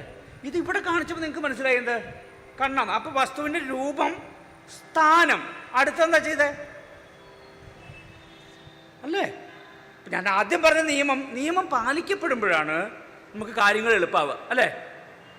ദൈവവിശ്വാസിയായ ഒരാൾ റോഡ് ക്രോസ് ചെയ്യുമ്പോൾ ഗുരുവായൂരപ്പ എന്ന് വിളിച്ചിട്ട് ക്രോസ് ചെയ്യുമോ, അതോ അങ്ങോട്ടും ഇങ്ങോട്ടും നോക്കിയിട്ട് ക്രോസ് ചെയ്യുമോ? അല്ലേ? അങ്ങോട്ടും ഇങ്ങോട്ടും നോക്കിയിട്ട് വേണമെങ്കിൽ ഗുരുവായൂരപ്പനെ പടച്ചവനെ ആരെങ്കിലുമൊക്കെ വിളിച്ചോളി. പക്ഷെ നോക്കണം അല്ലേ? വേണ്ടേ? നിയമം പാലിക്കപ്പെടുമ്പോഴാണ് അത് ലക്ഷ്യത്തിലെത്തുക അല്ലേ? ഏത് കളിക്കും എന്തുണ്ട്? കളി നിയമങ്ങളുണ്ട്. ഫുട്ബോൾ കളിക്കാനും ക്രിക്കറ്റ് കളിക്കുക എല്ലാ കളികൾക്കും കളി നിയമങ്ങളുണ്ട്. ആ നിയമങ്ങൾ കൃത്യമായി പാലിക്കപ്പെടുമ്പോഴാണ്. ഇപ്പോൾ വാർ എന്നൊക്കെ പറഞ്ഞ സാധനം തുടങ്ങിയിട്ടുണ്ട് ഇല്ലേ? വേൾഡ് കപ്പിൽ എവിടെയോ ചവിട്ട് കിട്ടിയെന്ന് ഗോളല്ലാണ്ടൊക്കെ ആക്കി ഇല്ലേ? ആ ഈജിപ്തുകാരുടെ കളി കണ്ടില്ലേ? അതായത് വീട്ടിൽ നിന്ന് പുരേന്ന് ഇറങ്ങുമ്പോഴേ കിട്ടിയ ചവിട്ടാ. എന്നിട്ട് ഓൻ ഇവിടെ ഒന്ന് ഗോളടിച്ചപ്പോൾ ഓനോട് ഗോളല്ലാന്ന്. പാവം എത്ര കഷ്ടപ്പെട്ടടിച്ച എത്ര നല്ല ഗോളായിരുന്നു അത്. അപ്പോൾ അത് അവൻ ജനിക്കുന്ന കാലത്ത് ഉമ്മയുടെ ഗർഭപാത്രത്തിൽ നിന്ന് ചവിട്ടി എന്നൊക്കെ പറഞ്ഞിട്ട് അത് ക്യാൻസലാക്കി. അപ്പം കളി നിയമങ്ങൾ പാലിക്കപ്പെടാനുള്ളതാണ്. അപ്പം കഥകളിക്കും കഥകളിയുടേതായ കളി നിയമങ്ങളുണ്ട്. അപ്പം ഇങ്ങനെ മുദ്രാഭാഷ മുദ്ര മാത്രമായതുകൊണ്ട് കാര്യമില്ല എന്ന് മനസ്സിലായി. ഞാനിപ്പോൾ ഇങ്ങനെ താമര എന്ന് കാണിക്കാം. അപ്പം എൻ്റെ മുഖം തേങ്ങ എന്ന് പറയുന്നത് അല്ലേ? അപ്പം ഈ കൈ മാത്രമല്ല, അതിനെ സപ്പോർട്ട് ചെയ്യണ വേറെ കുറേ ഘടകങ്ങളുണ്ടായി അല്ലേ? അതിനെ സപ്പോർട്ട് ചെയ്യണം എന്ത് ചെയ്യണം? ഈ മുഖം, കണ്ണൊക്കെ. മനുഷ്യൻ എന്ന് പറഞ്ഞാൽ ജീവിയുടെ പരമ്പര എന്താ? ഹോമോ സാപ്പിയൻസ് അല്ലേ? എങ്ങനെയല്ലേ പറയാം? എനിക്കിതൊന്നും അറിയില്ല കേട്ടോ, ഞാനൊന്നും പഠിച്ചിട്ടില്ല. ഞാൻ വെറുതെ തള്ളണതാ. മറ്റേ ജാലിയൻ കാണാരെന്നുണ്ട് കഥാപാത്രമില്ലേ മിമിക്രിയിൽ, അതിൻ്റെ അനിയനാണ് ഞാൻ. അപ്പോൾ ഈ ഹോമോസാപ്പിയൻസിൻ്റെ പ്രത്യേകത എന്ന് വെച്ചാൽ അവന് ഈ മുഖപേശികൾ ചലിപ്പിക്കാൻ പറ്റും. ആ വർഗത്തിന് മുഖം മനസ്സിൻ്റെ കണ്ണാടിയാണെന്ന് നിങ്ങൾ കേട്ടിട്ടുണ്ട്. എന്താ എൻ്റെ അർത്ഥം? എങ്ങനെ? എന്തിനാ എൻ്റെ പൊന്നു മോളെന്നോണം പറയണത്? അങ്ങനെയല്ല മുഖം. അങ്ങനെയല്ല, ഞാൻ പറഞ്ഞുതരാം. അതൊന്ന് ഞാൻ പറഞ്ഞിട്ട് നീ ഉത്തരം പറയും കേട്ടോ. കണ്ണാടിയിൽ നോക്കിയിട്ട് നീ നിൻ്റെ വലത് കൈ പൊന്തിച്ചാൽ പ്രതിബിംബത്തിൻ്റെ ഏത് കയ്യാണ് പൊന്തുക? മുഖം മനസ്സിൻ്റെ കണ്ണാടി എന്ന് പറഞ്ഞാൽ ശരിയാ, പക്ഷെ മനസ്സിലുള്ളതല്ല മുഖത്ത് വരിക. നിനക്ക് നിൻ്റെ ടീച്ചറോട് നല്ല ദേഷ്യമുണ്ട്. എൻ്റെ വരവ് കണ്ട ചവിട്ടിക്കൂട്ട എന്നാലും ഗുഡ് മോർണിംഗ് ടീച്ചർ അല്ലേ? മനസ്സിലുള്ളതാണോ മുഖത്ത് വന്ന്? ഞാനൊരു ഉദാഹരണം പറഞ്ഞാണ് അല്ലേ? മനസ്സിലുള്ളതിനെ മറച്ചു വെച്ച് മുഖം കൊണ്ട് വേറൊന്നും ചെയ്യാം. അതാണ് അഭിനയിക്കല് അല്ലേ? അതിനുള്ള ശേഷി ആർക്കുണ്ട്? മനുഷ്യരുണ്ട്. വേറെ ജീവജാലങ്ങളൊന്നും അഭിനയിക്കുന്നത് നമ്മൾ കണ്ടിട്ടില്ല അധികം. അവർ അടിക്കണം എന്ന് തോന്നി അടിക്കും, കട്ടിക്കണം എന്ന് തോന്നി കട്ടിക്കും, മാന്തണം തോന്നി മാന്തും. മനുഷ്യൻ മാന്തണം തോന്നിയാൽ എന്ന് പറഞ്ഞ് ഒഴിവാകും ഇല്ലേ? അപ്പോൾ മുഖം മനസ്സിൻ്റെ കണ്ണാടിയാണെന്ന് പറയുമ്പോൾ നമ്മൾ തെറ്റിദ്ധരിച്ചു, അയ്യോ മനസ്സിലുള്ളത് അപ്പടി മുഖത്ത് വരൂടി. അങ്ങനെയല്ല, മനസ്സിലുള്ളത് മറച്ചു വെച്ചിട്ട് വേറൊന്നാക്കി നമുക്ക് തോന്നിപ്പിക്കാൻ സാധിക്കും. അപ്പം ഈ തോന്നിപ്പിക്കലും കൂടി ചേരുമ്പോഴാണ് മുദ്ര, ഈ അഭിനയം പൂർണ്ണമാവുക. അപ്പം മുഖപേശി ചലനങ്ങളും കൂടി പ്രധാനം. മനുഷ്യൻ്റെ തലയ്ക്ക് ഒരു പേരുണ്ട്, ഉത്തമാംഗം എന്നാണ്. എന്തുകൊണ്ടാണ് ഉത്തമാംഗം ആയത്? 5 ഇന്ദ്രിയങ്ങൾ എന്ന് കേട്ടിട്ടുണ്ടോ? ഏതൊക്കെയാ? കണ്ണ്, മൂക്ക്, നാക്ക്, ചെവി, തൊലി. ഇത് 5 ആളുള്ളൊരു സ്ഥലമാണിത് അല്ലേ? ഇവിടെ അല്ലേ ഇവരൊക്കെ കൂടിയിട്ടുള്ള അല്ലേ? അതുകൊണ്ടാണ് ഉത്തമാംഗമായത് അല്ലേ? ഇത് വേറെ എവിടെയെങ്കിലും കണ്ണിവിടെ മൂക്കിവിടെയൊക്കെ ആണെങ്കിൽ ഇത് ഉത്തമാംഗമാവില്ലായിരുന്നു. അപ്പോൾ ഉത്തമാംഗം എന്ന് പറയുന്നത് ഈ ഉത്തമാംഗം ശിരസ്സാണ്, തലയാണ്. ഈ തലയിലുള്ള നമ്മുടെ ഉപാംഗങ്ങളെ പുരികം, കണ്ണ്, മൂക്ക്, കവിള്, ചുണ്ട്, താടി, കഴുത്ത്, ഇതിനൊക്കെ നമ്മൾ എന്തിനു സപ്പോർട്ട് ചെയ്യും? നമ്മുടെ അഭിനയത്തെ സപ്പോർട്ട് ചെയ്യും. നമ്മൾ മലയാളികൾക്ക് ഇപ്പോഴും അഭിനയം കൃത്യമായിട്ടില്ല. വെസ്റ്റേൺ രീതി അനുസരിച്ച് ഇങ്ങനെ കാണിച്ചാൽ നോ എന്നും ഇങ്ങനെ കാണിച്ചാൽ യെസ് എന്നുമാണ്. നമ്മൾ ചിലപ്പോൾ ഇങ്ങനെയൊക്കെ കാണിക്കും, നമുക്കങ്ങനെ വ്യവസ്ഥയില്ല. അപ്പം ഇങ്ങനെ ഈ നമ്മുടെ ഈ ഉത്തമാംഗത്തിൻ്റെ പ്രയോഗം, അതിലത്തെ ഉപാംഗങ്ങളുടെ പ്രയോഗം സാധാരണ ജീവിതത്തിൽ നമ്മൾ ധാരാളമായിട്ട് ഇപ്പം ചെറിയ മക്കളോട് വരെ നമ്മൾ ദേഷ്യപ്പെടുമ്പോൾ ഒന്ന് നോക്കിയ കുട്ടിക്ക് ഒന്നും മനസ്സിലാവും. എന്തോ പ്രശ്നമുണ്ടല്ലോ, തള്ളയുടെ മുഖത്ത് തള്ള കലാമണത്തിൽ നിന്ന് പഠിച്ചോളുന്നില്ല ഇല്ലേ? അത് കുട്ടികൾക്ക് മനസ്സിലാവും. എന്നിട്ട് കുട്ടികൾ അനുകരിക്കും. പിന്നെ അവളോട് എങ്ങനെ ദേഷ്യപ്പെടുക പറയും കുട്ടികൾ ഇല്ലേ? അങ്ങനെ ഈ ഉത്തമാംഗത്തെ അല്ലെങ്കിൽ ഈ നമ്മുടെ ഉപാംഗങ്ങളെ നമ്മുടെ മനസ്സിലുള്ള അല്ലെങ്കിൽ നമ്മൾ മറ്റുള്ളവർക്ക് മനസ്സിലാക്കാൻ വേണ്ടി ശ്രമിക്കുന്ന കാര്യങ്ങളുടെ ഭാവത്തിന് വേണ്ടി ഉപയോഗിക്കണം. അപ്പോൾ കഥകളിൽ അതും ചെയ്യും. അപ്പോൾ ഈ മുഖപേശി ചലനങ്ങൾ വളരെ പ്രധാനമാണ്. അതിനെന്ത് ചെയ്യണം? പക്ഷേ പ്രാക്ടീസ് ചെയ്യണം. വെറുതെ ഒരു ദിവസം വന്നിട്ട് ഇങ്ങനെ ചെയ്യാൻ പറഞ്ഞാൽ ബുദ്ധിമുട്ടാവും. അപൂർവം ചിലർക്ക് പറ്റുന്നുണ്ടാവും കേട്ടോ. ചില പൂച്ചക്കുട്ടികളൊക്കെ പുരികളൊക്കെ ഉണ്ടല്ലോ, അത് കഥകളി പഠിച്ചിട്ടാണെന്ന് എനിക്കറിയില്ല. വെടുക്കുറച്ചിരിക്കുന്ന മൂപ്പര് ഒരു ഒറ്റപ്പുരിയൊക്കെ കിടക്കുന്നു. വാട്ട് ഡു യു വാണ്ട് എന്നൊക്കെ ചോദിക്കും. അങ്ങനെ അപൂർവം ചില ജീവികളുണ്ട്. സാധാരണ നിലയ്ക്ക് ഇപ്പോൾ ഈ കണ്ണിൻ്റെ പുരി ഇളകാനും കണ്ണിളകാനും ഒക്കെ നമ്മൾ എന്ത് ചെയ്യണം? എക്സസൈസ് ചെയ്യണം, പ്രാക്ടീസ് ചെയ്യണം. അങ്ങനെ ചെയ്ത് ശിക്ഷിതമായ ഒരു ശരീരത്തിലൂടെ മാത്രമേ കഥകളി പോലെയുള്ള ഒരു കലാരൂപം അവതരിപ്പിക്കാൻ പെടാൻ പറ്റും. ഇനി ഇതിന് ഈ മുദ്രാഭാഷയ്ക്ക് ആംഗികം എന്നൊരു വാക്ക് കേട്ടിട്ടുണ്ടോ? ഒരു പക്ഷേ കേട്ടിട്ടുണ്ടോ? ആംഗികം ഇല്ല, ഒന്നും കേട്ടിട്ടില്ല. വാചികം കേട്ടിട്ടുണ്ടോ? സാത്വികം കേട്ടിട്ടില്ല. അത് ചിലപ്പോൾ തെറ്റിയിട്ടൊക്കെ ആൾക്കാർ പറയും സ്വാത്വികം എന്നൊക്കെ പറയും. അല്ല, സാത്വികം. ആഹാര്യം. ഇത് നിങ്ങൾ ഒന്ന് മനസ്സിൽ വെച്ചോളൂ. ഇതൊക്കെ എവിടെയെങ്കിലും പ്രയോഗിക്കാം. ഈ ടീച്ചർമാരായി കഴിഞ്ഞാൽ നമ്മളൊരു അതോറിറ്റി എന്നൊക്കെ നാട്ടുകാർക്ക് തോന്നും. ആ ടീച്ചറോട് ചോദിക്കാം. അപ്പോൾ നമുക്ക് കുറച്ച് കാര്യങ്ങൾ നമ്മൾ മനസ്സിൽ ഫീഡ് ചെയ്ത് വെക്കണം. എവിടെ വേണമെങ്കിൽ പ്രയോഗിക്കാൻ പറ്റുന്ന കുറേ അറിവുകൾ 20 വയസ്സ് വരെ നമ്മുടെ മസ്തിഷ്കത്തിൽ ഫീഡ് ചെയ്യുന്നതായി നമ്മുടെ അവസാന കാലം വരെ അൾഷിമേഴ്സ് വന്നില്ലെങ്കിൽ അവസാന കാലം വരെ കൂടെ ഉണ്ടാവുള്ളൂ. അപ്പോൾ നിങ്ങൾക്കൊക്കെ 20ൻ്റെ വക്കത്തെത്തിയിട്ടുണ്ടാവും എന്ന് എനിക്ക് തോന്നുന്നത്. അപ്പോൾ 20 വരെ ഈ ചങ്കൽ മുഴയില്ലാത്ത പെണ്ണുങ്ങൾ പറഞ്ഞിട്ട് എന്താ കാര്യം എന്ന് വിചാരിച്ചാൽ മിണ്ടാണ്ടിരുന്നിട്ട് കാര്യമില്ല. അങ്ങനെ ചൊല്ലുണ്ട് ഞങ്ങളുടെ നാട്ടിൽ. ഈ ആണുങ്ങൾക്ക് പഠിച്ച് മുഴ ഉണ്ടാവും ചിലർക്ക്, ചില ആണുങ്ങൾക്ക് ഉള്ളൂ, എനിക്കില്ല എന്നുള്ളൂ. അപ്പോൾ ഞങ്ങളുടെ നാട്ടിൽ പെണ്ണുങ്ങൾ പറയും നമ്മൾ ഈ ചങ്കൽ മുഴയില്ലാത്ത പെണ്ണുങ്ങൾ പറഞ്ഞിട്ട് എന്താ കാര്യം? അങ്ങനെയല്ല. അപ്പോൾ അതൊരു ഡിസബിലിറ്റി അല്ല. അപ്പോൾ നമുക്ക് ആ ഒരു എബിലിറ്റി ഉണ്ടാവുന്നത്, ഒരു കഴിവുണ്ടാവുന്നത് നമ്മുടെ പരിശ്രമം കൊണ്ടാണ്. അപ്പം ഞാനിപ്പോൾ പറഞ്ഞ വാക്ക് ആംഗികം എന്ന് പറയൂ. ആംഗികം, വാചികം, സാത്വികം, ആഹാര്യം. ഇത് 4 വിധത്തിലുള്ള അഭിനയ പദ്ധതിയാണ്. ആംഗികം എന്ന് പറഞ്ഞാൽ അംഗ പ്രത്യംഗ ഉപാംഗങ്ങൾ കൊണ്ടുള്ള അഭിനയമാണ്. ഉപാംഗങ്ങൾ എന്താ ഞാൻ പറഞ്ഞു അല്ലേ? അംഗം, ഉപാംഗം, പ്രത്യംഗം. ഇങ്ങനെ ഈ അംഗപ്രത്യംഗങ്ങൾ ഉപാംഗങ്ങൾ കൊണ്ടുള്ള അഭിനയമാണ് ആംഗിക അഭിനയം. വാചികം എന്ന് പറഞ്ഞാൽ വാക്കാണ്. സിനിമയിൽ ഡയലോഗ്സ് ഉണ്ടാവും. അപൂർവം സിനിമകളിൽ ഡയലോഗ്സ് ഉണ്ടാവില്ല. പുഷ്പക വിമാനം എന്നുള്ള പേരിൽ കമൽഹാസൻ്റെ ഒരു പഴയ സിനിമ ഇറങ്ങിയിട്ടുണ്ടായിരുന്നു. അതിൽ നായകൻ, നായിക, വില്ലൻ എല്ലാവരും ഡഫ് ആൻഡ് ഡംബ് ആണ്. കണ്ടിട്ടുണ്ടോ സിനിമ? ഒന്ന് യൂട്യൂബിൽ സെർച്ച് ചെയ്തിട്ട് കണ്ടു. നല്ല സിനിമയാണ്. അപ്പോൾ ഞാൻ പറഞ്ഞത് വാചികം എന്ന് പറഞ്ഞാൽ വാക്കുകൊണ്ടുള്ള അഭിനയമാണ്. അപ്പോൾ വാക്കുകൊണ്ടുള്ള അഭിനയത്തിന് പ്രാധാന്യം. ഇപ്പോൾ ഒരു ഇപ്പോൾ എനിക്ക് നിന്നോട് ദേഷ്യം വന്നു. അപ്പം ഞാൻ നിന്നോട് പറയാം, നിന്നോട് ഞാൻ പലവട്ടം വന്നിട്ടില്ല, എന്നോട് ഇങ്ങനെയൊന്നും പേരും ഇങ്ങനെയാണോ ഞാൻ പറയാ? എന്നാ പറയും ഇല്ലേ? അപ്പം എനിക്ക് ദേഷ്യം വന്നു എന്ന് എനിക്ക് ബോധ്യപ്പെടണമെങ്കിൽ ഞാൻ അങ്ങനെ പറഞ്ഞേ ഒക്കൂ, അല്ലെങ്കിൽ നിനക്ക് ചിരിയെ വരിക അല്ലേ? ഞാൻ വേറൊരു രീതിയിൽ എൻ്റെ ദേഷ്യത്തെ പ്രകടിപ്പിക്കണം, നമ്മൾ പ്രതീക്ഷിക്കുന്ന രീതിയിൽ നമുക്ക് പ്രകടിപ്പിക്കാൻ സാധിച്ചില്ലെങ്കിൽ അവിടെ നമ്മൾ വാചികം, ഈ വോക്കൽ കോഡ്സിൻ്റെ സ്വനപേടകത്തിൻ്റെ പ്രയോഗം നമ്മൾ അറിഞ്ഞോ അറിയാതെ പഠിക്കും. ഇപ്പം നായകൾ കുരയ്ക്കുമ്പോഴും അവർ കുരയും കരച്ചിലൊക്കെ നമുക്ക് മനസ്സിലാവില്ലെങ്കിൽ നായ്ക്കൾക്ക് തമ്മിൽ മനസ്സിലാവും. അവർക്ക് എവിടെയെങ്കിലും ഒരു പ്രശ്നം പറ്റിയെന്ന് അവർ അടുത്തുള്ള അവരുടെ കൂട്ടുകാരനെ അറിയിക്കാൻ ഒരു പ്രത്യേക ശബ്ദം ഉണ്ടാക്കുന്നു. അത് ചിലപ്പോൾ മനുഷ്യന് മനസ്സിലാവില്ല. അപ്പോൾ ഈ വാചികം എന്നുള്ളത് പ്രപഞ്ചത്തിൽ എല്ലാവർക്കും ഉണ്ട്.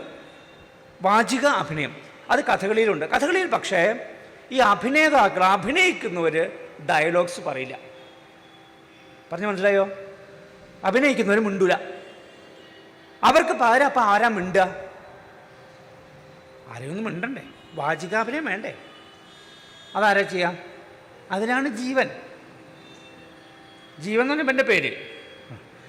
അപ്പോൾ ഇപ്പോൾ ഗായകർ, പാട്ടുകാരാണ് വാചികാഭിനയത്തിൻ്റെ ഒരു പങ്ക് നിർവഹിക്കുന്നത്. അപ്പോൾ ഒരു ഡയലോഗ്, ആ ഡയലോഗ് ഒരു ആട്ടക്കഥ എന്നൊരു സാധനമുണ്ട്. ഈ സിനിമയിൽ തിരക്കഥ പോലെ കഥകളിക്ക് ആട്ടക്കഥയുണ്ട്. സ്ക്രീൻ പ്ലേ എന്നല്ലേ പറയുക? അല്ലേ, അങ്ങനെയല്ലേ പറയുക? തിരക്കഥ എന്ന് പറയും. ആ തിരക്കഥ പോലെ കഥകളി ആയിത്തീരുന്നതിന് മുമ്പ് ഒരു ക്രിയയുണ്ട്, അതാണ് ആട്ടക്കഥ. അപ്പോൾ ആട്ടക്കഥാകൃത്ത് എഴുതിയ വരികൾ, കഥാപാത്രത്തിൻ്റെ വരികൾ ഗായകൻ ആലപിക്കുന്നു. ഒരു ഉദാഹരണം പറയാം. ഒരു കഥാപാത്രം, ആ കഥാപാത്രത്തിന് അപ്പുറത്തും ഇപ്പുറത്തും ഒരു പുരുഷ കഥാപാത്രം, അപ്പുറത്തും ഇപ്പുറത്തും 2 പെണ്ണുങ്ങളുണ്ട്. ഇവൻ ശൃംഗാരലോലനാണ്, ഏതുവരും ഇങ്ങനെ അന്തഃപുരത്തിലാണ് നടത്തും. രാജാവൊക്കെയാണ്, രാജാവിൻ്റെ മകനൊക്കെയാണ്. പക്ഷെ മൂപ്പർക്ക് ഇതാ കമ്പം. അങ്ങനെ ചങ്ങായി അയാൾ അവിടെ ശ്രുതി വെച്ചപ്പോഴേക്കും, ഞാൻ പറഞ്ഞപ്പോഴേക്കും, അപ്പോൾ ആ രാജാവിൻ്റെ പുത്രൻ 2 നായികമാരെന്നല്ല, അവളുടെ കമ്പനി, അവരുമായിട്ട് ഇങ്ങനെ അന്തഃപുരത്തിലിരിക്കുമ്പോൾ അപ്പം നല്ല നിലാവുണ്ട്. ഏണാങ്കൻ എന്ന് പറഞ്ഞ വാക്ക് കേട്ടിട്ടുണ്ടോ? കേട്ടില്ല? ആരും കേട്ടില്ല. അത് ആവശ്യമില്ലല്ലോ നമുക്ക്. ഏണാങ്കൻ എന്ന് പറഞ്ഞാൽ ഞങ്ങൾ പഠിക്കുന്ന കാലത്ത് ചന്ദ്രൻ പര്യായം പാന്ന് എഴുതിയിട്ട് ബ്രാക്കറ്റ് ഇടും. എന്നിട്ട് അതിന് ശശി, ഇന്ദു, ചന്ദ്രൻ അങ്ങനെ കുറേ പഠിക്കും. പഠിക്കാറുണ്ടോ? ഇപ്പോൾ പര്യായം എന്നുള്ള വാക്ക് തന്നെ ഇല്ല തോന്നുന്നു അല്ലേ? വേറെന്താണ് പറയാം. ഏതായാലും ഏണാങ്കൻ എന്ന് പറഞ്ഞാൽ എന്താണ് അവളെ ഇതിടയ്ക്ക് വേറെ പഠിക്കാൻ പോയി.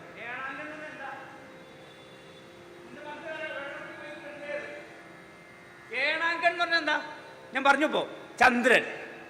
ഏണാങ്കൻ ഇളം കാറ്റ്, മനസ്സിലായോ? വീണ, മനസ്സിലായോ? വീണ എങ്ങനെ വായിക്കാം? ശരിയാണ്. വേണു എന്ന് പറഞ്ഞാൽ എന്താ? നെടുമുടി വേണുവല്ല, ഫ്ലൂട്ട്, പുല്ലാങ്കുഴൽ. അതെങ്ങനെ വായിക്കാം? ഒക്കെ തലതിച്ചിട്ടുണ്ടോ?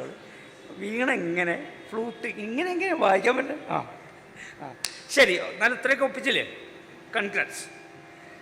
അപ്പോൾ ഈ നായകൻ്റെ കൂടെ നായകന്മാർ 2 പേരുണ്ട്, ഒപ്പം നിലാവുണ്ട്, ഇളം കാറ്റുണ്ട്, വീണയുടെയും വേണുവിൻ്റെയും നാദമുണ്ട്. കവിവാക്യം അതാണ്. ഏണാങ്കൻ ഇളം കാറ്റും വീണ വേണുനാദവും ചേണാർന്ന കുസുമാതി ഇവകളെല്ലാം. നല്ല മനോഹരമായ പൂക്കൾ നിറഞ്ഞ സ്ഥലം. അവിടേക്കല്ലേ പ്രണയം വരിക, അല്ലാണ്ട് ടോയ്ലറ്റിൻ്റെ മറവിൽ നിന്നിട്ട് പ്രണയം വരുമോ? അല്ലേ? അത് പറ്റില്ല, ബുദ്ധിമുട്ടാ. അപ്പോൾ നമുക്ക് ബീഭത്സം എന്നുള്ള ഭാവം അവിടുന്ന് സ്വാഭാവികമായിട്ട് വരുള്ളൂ. എനിക്ക് നിന്നെ എന്ത് ഇഷ്ടമെന്നറിയോ അങ്ങനെ പറഞ്ഞാൽ പിന്നെ ആ പ്രണയം മുഴുവൻ, ജീവിതകാലം മുഴുവൻ അങ്ങനെ ഇരിക്കും. പ്രണയത്തിന് അല്ല, ഞാൻ ഈ പ്രായമൊക്കെ കഴിഞ്ഞു വന്നിട്ടുള്ളതാണ്, ഞാൻ ഇതൊക്കെ പ്രയോഗിച്ചിട്ടുള്ള ആളാണ്. അതുകൊണ്ട് ഞാൻ പറഞ്ഞു ധൈര്യമായിട്ട് പറഞ്ഞു, അത് പറ്റിയ സ്ഥലമല്ല. പക്ഷെ നമുക്ക് അവസാന ആശ്രയം ചിലപ്പോൾ അവിടെ ആവും. അപ്പം നമ്മൾ ഇവിടെ ഏണാങ്കൻ ഇളം കാറ്റും വീണ വേണുനാദവും ചേണാർന്ന കുസുമാതി ഇവകളെല്ലാം, ഇതൊക്കെ ഉണ്ട്. പക്ഷെ നിങ്ങൾ എൻ്റെ അടുത്തില്ലെങ്കിൽ ഉണ്ടല്ലോ, പ്രാണവല്ലഭമാരെ, ഒന്നല്ല ബീബിമാരപ്പുറത്തും ഇപ്പുറത്തുണ്ട്, പ്രാണവല്ലഭമാരെ കാണി നേരം നിങ്ങളെ കാണാഞ്ഞാൽ പരിതാപം. ഇതൊക്കെ ഉണ്ട്. ചന്ദ്രനുണ്ട്, ഇളങ്കാറ്റുണ്ട്, വേണുനാഥുണ്ട്, പൂക്കളുണ്ട്. പക്ഷെ പെൺകുട്ടികൾ അപ്പുറത്തും ഇപ്പുറത്തിൽ നല്ല വിഷമാവും. പ്രാണവല്ലഭമാരെ നിങ്ങളെ കാണി നേരം കാണാഞ്ഞാൽ പരിതാപം. ഇപ്പം പക്ഷെ അങ്ങനെയല്ല. അപ്പം നിങ്ങൾ എൻ്റെ കൂടെ ഉണ്ടല്ലോ, വളർത്തുന്നു സുഖം. ഇപ്പോൾ എനിക്കിങ്ങനെ സന്തോഷം കൊണ്ട് സഹിക്കാൻ വയ്യാന്ന് ഇത് പറയുന്നത്. അപ്പം ആ ഡയലോഗ് പറയുമ്പോൾ തന്നെ അതിൻ്റെ മൂഡ് നിങ്ങൾക്ക് മനസ്സിലാവും അല്ലേ? ആ മൂഡ് എന്ന് പറഞ്ഞ ശൃംഗാരം എന്ന് പറഞ്ഞ രസമുണ്ട്, ഒരു ഭാവം എന്നോ രസം എന്നോ എന്ത് വേണി നിങ്ങൾ മനസ്സിലാക്കിക്കോളൂ. ശൃംഗാരം എന്നുള്ള ഭാവത്തിലേക്ക് സഹായിക്കാൻ വേണ്ട ചേരുവകളാണ് ഇവിടെ ചേർത്തത്. നമുക്ക് ആ ഭാഗം കണ്ടു നോക്കിയാലോ? അപ്പോൾ ഇവിടെ എന്തുണ്ടാവും? വാചികം എന്നുള്ള ഭാഗം പാട്ടുകാരൻ പാടും, ഒപ്പം ആകാശം ജിതിനും അനങ്ങാതിരിക്കല്ല. ഈ അഭിനേതാവിൻ്റെ മുദ്രകൾക്ക് ശബ്ദം തരുന്നത് ഇവരാണ്. അപ്പോൾ ഇതും വാചികാഭിനയാണ്. ജീവൻ പാടുന്നു, ആകാശം ജിതിനും കൊട്ടുന്നു. അപ്പം ഈ പാട്ടും കൊട്ടും നടൻ്റെ വാക്കാണ്. നടൻ്റെ ആയാലും നടിയുടെ ആയാലും അഭിനേതാവിൻ്റെ വാക്കാണ്, വാചികാഭിനയം. നമുക്ക് ആ ഭാഗം കുറച്ചൊന്ന് കണ്ടുനോക്കല്ലേ, ബോറടിക്കുന്നില്ലോ.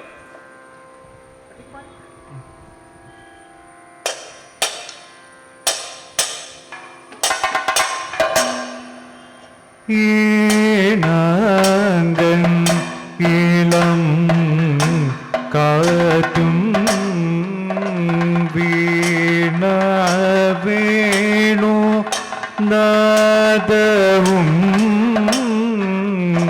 ഈണാങ്കൻ ഇളം കാറ്റും വീണ വേണു നാദവും ഈണാങ്കനീളം കാറ്റും വീണ വേണു നാദവും വീണ വേണു നാദവും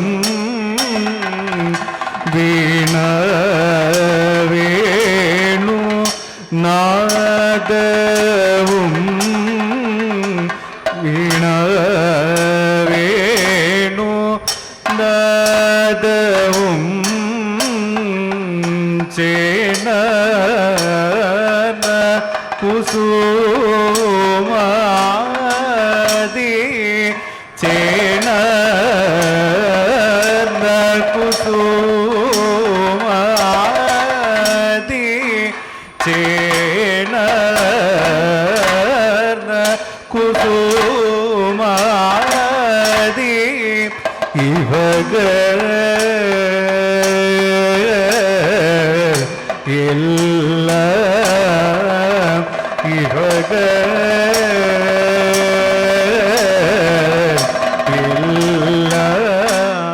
ഉദാഹരണം മാത്രം തന്നെയാണ്. സാമ്പിൾ ഡോസ് കൊടുക്കില്ലേ, അതെന്തിനാ? നിങ്ങളെ അതിലേക്ക് ആകർഷിക്കാൻ വേണ്ടിയുള്ള സാമ്പിൾ മാത്രമാണ്. അപ്പം മുഴുവൻ കാണിക്കാൻ കുറേ സമയം വേണ്ടി വരും. അപ്പം ഇങ്ങനെ ആംഗികാഭിനയവും വാചിക അഭിനയവും. ഇനി സാത്വികാഭിനയം. എന്താണ് സാത്വികാഭിനയം? ആംഗികം, വാചികം, അത് രണ്ടും നമ്മൾ പരിചയപ്പെട്ടു. മുദ്രകൾ കാണിക്കുന്നുണ്ട്, പാട്ട് പാടുന്നുണ്ട്, ചെണ്ടയും മദ്രവും. ഈ ഉപകരണങ്ങൾ പേരറിയില്ലേ? എന്താ? ഇത് ചെണ്ട, ഇത് മദ്രം. ചെണ്ടയും മദ്രവും ചേർന്നിട്ടുള്ള ഒരു സംഗീത അല്ലെങ്കിൽ മേള പദ്ധതിയാണ് കഥകളിയിലുള്ളത്. ഇതും കൂടി വാചികത്തിൻ്റെ ഭാഗമാണ്. ഇനി സാത്വികാഭിനയം എന്ന് പറഞ്ഞാൽ അതിനാണ് നമ്മൾ ഭാവം, രസം എന്നൊക്കെ പേരിട്ട് വിളിക്കുന്നത്. ഉദയനാണ് താരം എന്നുള്ള സിനിമയിൽ പച്ചാളം ഭാസി സരോജ് കുമാറിനെ അഭിനയം പഠിപ്പിക്കാൻ വരും. എന്നിട്ട് പച്ചാളം ഭാസി ചോദിക്കും രസമുണ്ടാവുന്നത് എങ്ങനെ? അപ്പോൾ സരോജ് കുമാർ പറയും രസം ഉണ്ടാവുകയല്ലോ, ഉണ്ടാക്കുകയല്ലേ ചെയ്യുന്നത്. അല്ലേ? ശരിയല്ലേ? രസം ഉണ്ടാവുകയല്ല, രസം ഉണ്ടാക്കുകയാണ് ചെയ്യുക. അല്ലാണ്ട് അടുക്കളയിൽ പോയിട്ട് ഉമ്മ രസമുണ്ടാവട്ടെ എന്ന് പറഞ്ഞാൽ രസം ഉണ്ടാവുമോ? എത്ര കഷ്ടപ്പെട്ടിട്ട് നമ്മളറിയാറില്ല. നമ്മളിത് കഴിച്ചിട്ട് എന്ത് മനസ്സിലായി, അത് സാധില്ലല്ലോ നമ്മൾ പറയും. ഇതെങ്ങനെ ഉണ്ടാക്കിയെന്ന് ഉമ്മയ്ക്ക് അറിയില്ല. അപ്പോൾ അതിൻ്റെ ആ ചേരുമ്പോഴാണ് ചേർന്നാൽ മാത്രം പറയാം രുചിക്കണം കേട്ടോ. നമ്മൾ രുചിക്കണം, അപ്പോഴേ രസം ഉണ്ടാവുള്ളൂ. അപ്പോൾ ഈ രസം ഉണ്ടാവാൻ വേണ്ട ചേരുവകൾ ചേർക്കുകയാണ്. അതാണ് സാത്വിക അഭിനയം. അതിനാണ് ഈ ഉപാംഗങ്ങൾ. ഇപ്പോൾ പുലികൾക്ക് സന്തോഷം അഭിനയിക്കാൻ കഥകളിയിൽ ഇത് സാധാരണ ജീവിതത്തിൽ പതിവുണ്ട്. പരിചയക്കാരിയെ കണ്ട പതിവില്ല, അല്ലേ? ആ അഭിനയത്തിന് പേരുണ്ട്. ഒന്ന് നാട്യധർമ്മി. എന്താണ്? കുറച്ച് വാക്കുകൾ പഠിച്ചു വെച്ചോളൂ, നമുക്ക് തള്ളി മറിക്കാം. ചില സദസ്സിലൊക്കെ ഇങ്ങനെ കുറച്ച് ഞാനൊക്കെ അങ്ങനെയല്ലേ പിടിച്ചു നിൽക്കണേ. വെറുതെ ആരും നമ്മൾ മലയാളികളുടെ ഒരു ഗുണം എന്താ വെച്ചാൽ ഈ മൈക്കിൻ്റെ മുമ്പിൽ ഇരിക്കുന്ന ആളോട് ഒന്നും ചോദിക്കൂല ആരും. ഓൻ പറഞ്ഞാൽ അങ്ങനെ തന്നെ നേതാവേ എന്ന് പറഞ്ഞ് പോയിക്കോളും. പിന്നെ എപ്പോഴെങ്കിലും ചോദിക്കുക, അപ്പോഴേക്കും നമുക്ക് വേറെ എന്തെങ്കിലും കണ്ടുപിടിക്കാതെ. അപ്പോൾ ഇങ്ങനെ കുറച്ച് കാര്യങ്ങളൊക്കെ പഠിച്ചു വെച്ചോളൂ കേട്ടോ. അതൊക്കെ നല്ലതാണ്. ഭാവിയിൽ ടീച്ചർമാരാകുമ്പോൾ പ്രത്യേകിച്ചും കുട്ടികളെയൊക്കെ അടക്കിയിരുത്താൻ നിങ്ങൾ ഇനി നല്ലോണം കഷ്ടപ്പെട്ടു വരും. അങ്ങനത്തെ ഒരു കാലമാണ്. മക്കളെ എൻ്റെയൊക്കെ രണ്ടാമത്തെ പേരക്കുട്ടിയൊക്കെ എന്താ മുതൽ 2 വയസ്സേ ഉള്ളൂ. എന്താതൊക്കെ മുതലറിയോ? അപ്പോൾ അതുപോലുള്ള കുട്ടികളെ ജൻസി എന്നൊക്കെ പറഞ്ഞാൽ അതിൻ്റെ അപ്പുറത്തേക്കുള്ള വരുന്നത്. അപ്പോൾ ഇങ്ങനെ കുറച്ച് കാര്യങ്ങൾ അറിഞ്ഞു വയ്ക്കണം. അപ്പോൾ എന്താണ് ഞാൻ പറയാം, ഇങ്ങനെ രസം ഉണ്ടാകുമ്പോൾ ഈ പുരികമിളക്കണു, ഇതൊക്കെ ചെയ്യണു, ഈ ഉപാംഗങ്ങളൊക്കെ ചെയ്യണു. അങ്ങനെയാണ് ഭാവം ഉണ്ടാവണം. ഈ ഭാവം ഉണ്ടാക്കാൻ വേണ്ടിയിട്ടാണ് ഈ പദങ്ങൾ, ഈ വരികൾ ഉണ്ടാക്കി വെച്ചിരുന്നത്. ആ ഭാവം ഉണ്ടാക്കാൻ വേണ്ട വിഭാവമാണ് ഈ വരികൾ. വേറൊരു വാക്ക് എന്താണ്? വിഭാവം. ഞാൻ ലോകധർമ്മി നാട്യധർമ്മി പറഞ്ഞത്. ലോകധർമ്മി നാട്യധർമ്മി എന്ന് പറഞ്ഞാൽ ചിട്ടപ്പെടുത്തി വെച്ച അഭിനയ പദ്ധതികളാണ് ശരിക്കും നാട്യധർമ്മി. ഇപ്പം പേടിച്ചാൽ നമ്മുടെ മുഖം എങ്ങനെ ഉണ്ടാവും? പേടിക്കുമ്പോൾ പിന്നെ കണ്ണാടി കൊണ്ട് നടക്കല്ലേ അല്ലേ? പാമ്പിനെ ചവിട്ടി ചേർത്ത് എങ്ങനെ ഉണ്ടാവും എൻ്റെ മുഖം? അങ്ങനെ നോക്കുമോ? അതോ ഓടി രക്ഷപ്പെടുമോ? അപ്പം ഭയപ്പെട്ട ഒരാൾ എന്നെ ഭയാനകം പഠിപ്പിച്ചത് എൻ്റെ ഗുരുനാഥനല്ല, ഒരു ചേരയാണ്. വീട്ടിൽ കുളത്തിൽ കാലും മുഖവും കഴുകാൻ വേണ്ടി ഞാൻ പോകും. അപ്പോൾ ഈ തവളപ്പൊട്ടിലെന്ന് പറയും ഞങ്ങളുടെ നാട്ടിൽ, വാൽമാക്കരി കുഞ്ഞുങ്ങൾ ധാരാളമുണ്ട്. ഒരു ചേര ഈ തവള കുഞ്ഞുങ്ങളെ ടാർഗറ്റ് ചെയ്തിട്ട് ഇങ്ങനെ ഇഴയുണ്ട്. ഞാൻ ചേരയെ കണ്ടിട്ടില്ല. ഞാൻ തുച്ഛ തേക്കാ തോഹെ എന്നൊക്കെ പറഞ്ഞ് പാട്ടൊക്കെ പാടിയിട്ട് കാലും മുഖം കഴുകുന്നുണ്ടാവും. ഈ ചേരയ്ക്ക് ആക്രാന്തം മൂത്തിട്ട് ചാട്ടത്തിൽ ചെറുതായിട്ടൊന്ന് പിഴച്ചു. കുമ്പിട്ടൊന്ന് മുഖം കഴുകണം. എൻ്റെ നടുമ്പുറത്താണ് ആര് വന്ന് വീണത്? ചേര. അപ്പം എൻ്റെ അടിവയറ്റിൽ നിന്നൊരു വലിയ പന്ത് എന്നിട്ട് കയറിയിട്ട് ഇവിടെ ഒന്ന് വട്ടത്തിൽ കറങ്ങി കഴുത്തിൻ്റെ കൂടെ ഒന്ന് പൊട്ടിത്തെറിച്ച് ഇവിടെ നിൽക്കുന്നു. ചേരയാണ് എൻ്റെ ഒരു ഗുരുനാഥൻ. അവധൂത ഗീത എന്നൊരു സാധനമുണ്ട്. അവധൂതൻ അതെങ്ങനെ അലഞ്ഞു തിരിഞ്ഞ് നടക്കുകയാണ്. പ്രപഞ്ചം മുഴുവൻ വിദ്യാലയമാണ്. പ്രപഞ്ചത്തിൽ നിന്ന് പഠിക്കാൻ ഉള്ളതേ ഉള്ളൂ, പഠിച്ച് തീരലില്ല. അവധൂത ഗീതയിൽ പറയുന്നത് എല്ലാവരും നമ്മുടെ ഗുരുനാഥന്മാരാണ്. അങ്ങനെ നോക്കുമ്പോൾ മിസ്റ്റർ ചേര ഈസ് മൈ അല്ലേ? അപ്പോൾ ഞാൻ പറഞ്ഞത് അത് പക്ഷെ റീപ്രൊഡ്യൂസ് ചെയ്യണം. ഞാനപ്പോൾ ഭയം ഉണ്ടായ സമയത്ത് എൻ്റെ ശരീരത്തിൽ നടന്നത് എന്താണ്, അത് നമുക്ക് വീണ്ടും പുനർനിർമ്മിക്കാൻ. ഇപ്പം നമ്മൾ സ്കൂളിലൊക്കെ വെച്ചൊരു സംഭവം കൂട്ടുകാരികളോട് പറയാം. സൈക്കിളിൽ വരുന്നൊരു കുട്ടി, എടീ ഒന്ന് പറയണ്ടേ, ഞാൻ സൈക്കിളിൽ നല്ല സ്പീഡിൽ വരുമ്പോഴേ ഒരു ലോറി ആ വളവ് തിരിഞ്ഞങ്ങോട്ട് വന്നു, അത് ഇങ്ങനെ മ്യൂസിക്കൊക്കെ ഇടും ഇല്ലേ?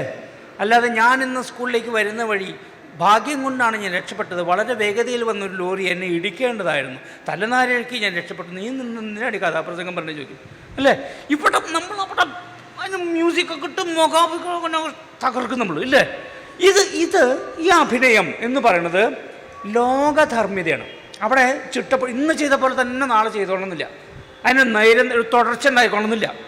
പക്ഷേ അപ്പോൾ ശൃംഗാരം അഭിനയിക്കാൻ, സന്തോഷം അഭിനയിക്കാൻ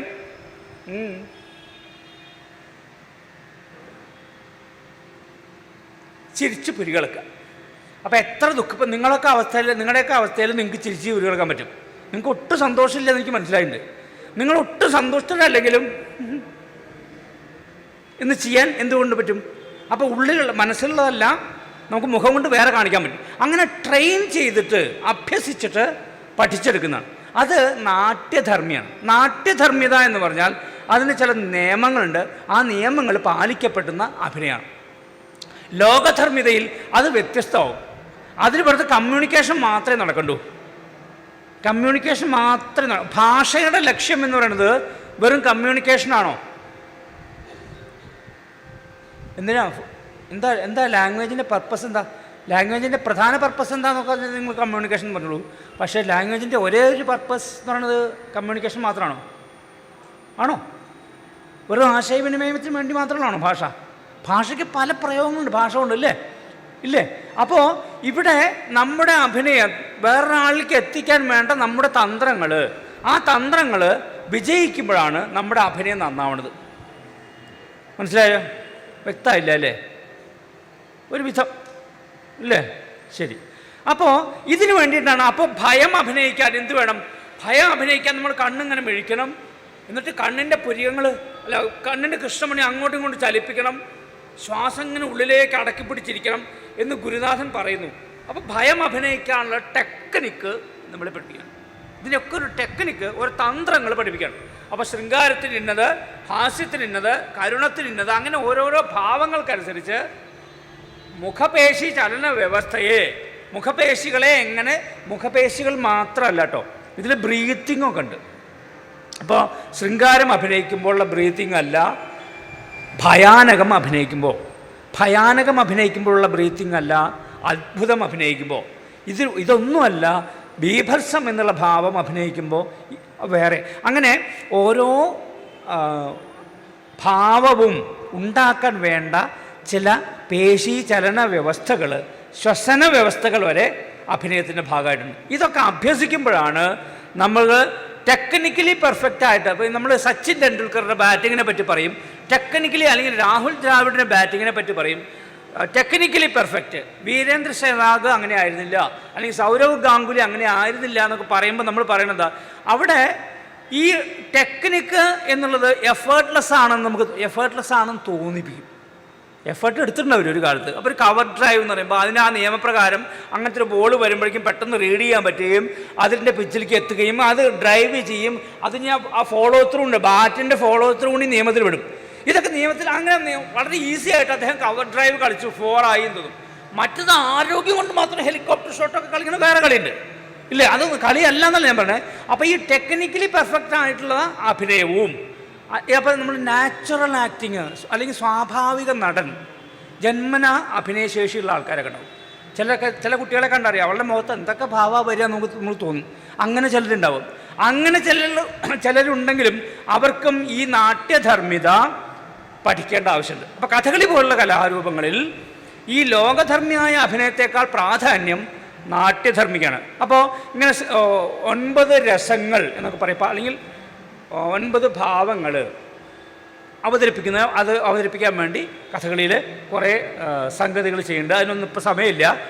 ഇനി വേറൊരു പ്രധാനപ്പെട്ട സംഗതിയുള്ളത്, കഥകളി നൃത്തമാണോ, നൃത്യമാണോ, നാട്യമാണോ?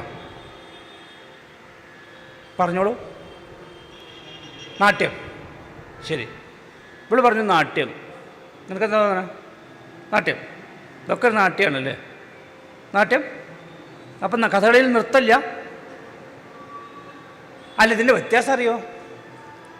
നാട്യമുള്ളൂ പറഞ്ഞു. എന്താ? വികാരങ്ങളെ പ്രകടിപ്പിക്കുക, അതാണ് നാട്യം. ഓക്കെ. കഥകളിയിൽ മാത്രമേ ഉള്ളൂ? പിന്നെ പറയാൻ പാടില്ലല്ലോ. കഥകളിയിൽ ഡാൻസ് ഉണ്ട്, നൃത്തമുണ്ട് അല്ലേ? കഥകളിയിൽ നൃത്തം എന്ന് പറഞ്ഞാൽ ഡാൻസാണെന്ന് നമുക്കറിയാം. ഡാൻസിൻ്റെ പ്രധാനപ്പെട്ട ഗുണം എന്താ? അല്ല, ഡാൻസിൻ്റെ ഏറ്റവും അടിസ്ഥാനപരമായ പ്രത്യേകത എന്താ? എങ്ങനെ ഒരാൾ നടക്കുന്നത് ഡാൻസ് ആവണത്? ഒരാൾ നടക്കുന്നത് ഡാൻസ് ആവും എപ്പോഴറിയോ?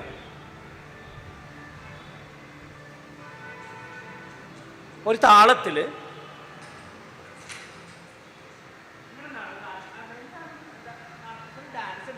എന്താ ആ ഡാൻസ്? എന്താ? താളാത്മകമായതുകൊണ്ട്, താളത്തിലായതുകൊണ്ടാണ് അല്ലേ? താളത്തിലുള്ള എല്ലാ ചലനങ്ങളും എന്താണ്? ഡാൻസാണ്. നൃത്തം എന്ന് പറയുന്നതാണ്. നൃത്യം എന്ന് പറഞ്ഞാൽ പദാർത്ഥാഭിനയമാണ്. ഇപ്പം നമ്മൾ നേരത്തെ കണ്ടു, ഏണാങ്കൻ ഇളം കാറ്റും എന്നുള്ള വാക്കിനെ അഭിനയിക്കുകയാണ് ചെയ്തത്. നേരത്തെ കുറച്ചു മുമ്പ് കണ്ടില്ലേ? എൻ്റെ മക്കളെ റിലേ പോയോ? ഇനി നിങ്ങൾക്ക് ടീച്ചർമാരാകുമ്പോൾ ഉപകരിക്കുന്ന ഒരു മന്ത്രം ഞാൻ പറഞ്ഞുതരാം. അതിൻ്റെ ഫീസ് GPay ആയിട്ട് അയച്ചാൽ മതി, നമ്പർ ഞാൻ തരാം. ആ മന്ത്രം എന്താണെന്ന് വെച്ചാൽ, കുട്ടികൾ ക്ലാസ്സിൽ ഒട്ടും അറ്റൻറ്റീവ് ആവണില്ല, അല്ലെങ്കിൽ അവർ ശ്രദ്ധിച്ചിരിക്കില്ല, അവർക്ക് വേറെ 100 കൂട്ടം കാര്യങ്ങളുണ്ട്. അപ്പോൾ അവർക്ക് കൊടുക്കാൻ പറ്റുന്ന എക്സസൈസ് പഠിച്ചു വെച്ചോളൂ. നിങ്ങളും കൂടി ഏറ്റു പറഞ്ഞാൽ ആ മന്ത്രം കിട്ടും. ആ മന്ത്രം ചൊല്ലുമ്പോൾ, ഏത് മന്ത്രവും ചൊല്ലുമ്പോൾ നമ്മൾ ആ രൂപം മനസ്സിൽ കാണണം. അപ്പോഴേ മന്ത്രത്തിന് ശക്തി ഉണ്ടാവുള്ളൂ. അപ്പോൾ എല്ലാവരും കണ്ണടച്ചിരുന്നോളൂ. ഇനി എൻ്റെ ശബ്ദം മാത്രം കേട്ടാൽ മതി. വല്ല സന്യാസിമാരൊക്കെ വെച്ചപ്പോൾ നിങ്ങൾ എപ്പോൾ കണ്ണടച്ചിട്ടുണ്ടാവും? എന്നെ ആകുമ്പോൾ വിശ്വാസമില്ല കണ്ണടക്കുക. ഈ ചങ്ങായി എന്താണാവുക? അങ്ങനെ വേണ്ട, കണ്ണടച്ചോളൂ. ഇനി ഞാൻ പറയണ മന്ത്രം ഏറ്റു പറഞ്ഞോളൂ. അതേ ടോണിൽ പറയണേ. ആ ചിത്രം മനസ്സിലുണ്ടാവണം. പാമ്പ് പറയണില്ലല്ലോ ആരും. പാമ്പ് കടന്നലിൻ്റെ വയറ്റിൽ കടന്നിരുന്നു, പുലിയുടെ പട്ടി പെറ്റ പൈക്കുട്ടി, പട്ടരുടെ തലക്കൊടുക്ക. മന്ത്രം കിട്ടിയോ? ഇനി കണ്ണ് തുറന്നോളൂ, ഞാൻ ഒന്നുകൂടി പറഞ്ഞുതരാം. പാമ്പ് കടന്നലിൻ്റെ വയറ്റിൽ കടന്നിരുന്നു, പുലിയുടെ പട്ടി വെറ്റ പൈക്കുട്ടി, പട്ടരുടെ തലക്കൊടുക്ക. പട്ടരുടെ പറഞ്ഞോളൂ, പട്ടന്മാരാരെങ്കിലും അവർ ക്ഷമിച്ചോളും. പട്ടരുടെ തലക്കൊടുക്ക. പരസ്പര ബന്ധമില്ലാത്ത കുറേ പിക്ചറുകളാണ്. പരസ്പര ബന്ധമില്ലാത്ത കുറേ പിക്ചറുകൾ വരുമ്പോൾ പെട്ടെന്ന് നമ്മുടെ മനസ്സ് അവിടെ അലേർട്ടാവും. എന്ത് ചങ്ങായി പറഞ്ഞു, പാമ്പ് കടന്നലിൻ്റെ വയറ്റിൽ കടന്നിരിക്കുക, പുലിയുടെ പട്ടി പെറ്റ പൈക്കുട്ടിയോ, ഇതാലോചിക്കുമ്പോഴും ഫ്രഷാവും. അപ്പോൾ കുട്ടികളിങ്ങനെ മന്ദം മയങ്ങിയിരിക്കുമ്പോൾ ഇപ്പോൾ നിങ്ങൾ ഫ്രഷായില്ലേ, അത്രേ ആവശ്യമുള്ളൂ. ഇത് നിങ്ങൾക്ക് ഭാവിയിൽ ആവശ്യം വരും. അപ്പോൾ അതിൻ്റെ ഫീസ് ജിപേ ചെയ്താൽ മതി, എത്ര വേണമെങ്കിൽ സ്വീകരിക്കപ്പെടും കേട്ടോ. ശരി, ഒരു മന്ത്രം പഠിച്ചാൽ അതിന് ഫലം ഉണ്ടാവണമെങ്കിൽ ഗുരുദക്ഷിണ നിർബന്ധം. ഗുരുദക്ഷിണ നിർബന്ധം, അല്ലെങ്കിൽ ഫലം ഉണ്ടാവില്ല. ഇത് ഞാൻ ഡീവിയേറ്റ് ചെയ്ത് പോയതാണ്. ഇപ്പോൾ ഉഷാറായില്ലേ? എന്തൊക്കെ പഠിച്ചാലേ അറിയാം ടീച്ചറാവാൻ പറ്റുക. ഇപ്പം നമ്മുടെ വിഷയത്തിലേക്ക് വരുന്നാൽ, അപ്പം അങ്ങനെ ഈ നൃത്യം, നാട്യം. നൃത്തം എന്ന് പറഞ്ഞാൽ താളത്തിലുള്ള ചലനങ്ങൾ, അതിൽ ഉപാംഗങ്ങൾ ഒക്കെ ചലനങ്ങൾ വരും, ഒക്കെ താളത്തിലാവും. നൃത്യം എന്ന് പറഞ്ഞാൽ പദാർത്ഥ അഭിനയമാണ്, ഒരു ടെക്സ്റ്റിനെ അഭിനയിച്ച് കാണിക്കുകയാണ്. നാട്യം എന്ന് പറഞ്ഞാൽ ഇതിനെ പോഷിപ്പിക്കാൻ വേണ്ടി, ഇതിനെ കൂടുതൽ ഫലപ്രദമായി പ്രേക്ഷകരിലേക്ക് എത്തിക്കാൻ വേണ്ടി, അഭിനയം എന്നുള്ള വാക്കിൻ്റെ അർത്ഥം തന്നെയാണ് അതാണ്, കൂടെ നയിക്കുക എന്നാണ്, അഭിനയിക്കുക എന്ന്. കൂടെ പ്രേക്ഷകരെ കഥാപാത്രത്തിൻ്റെ കൂടെ നയിക്കലാണ് അഭിനയിക്കൽ. അപ്പോൾ അതിന് ഇതൊക്കെ ആവശ്യമുണ്ട്.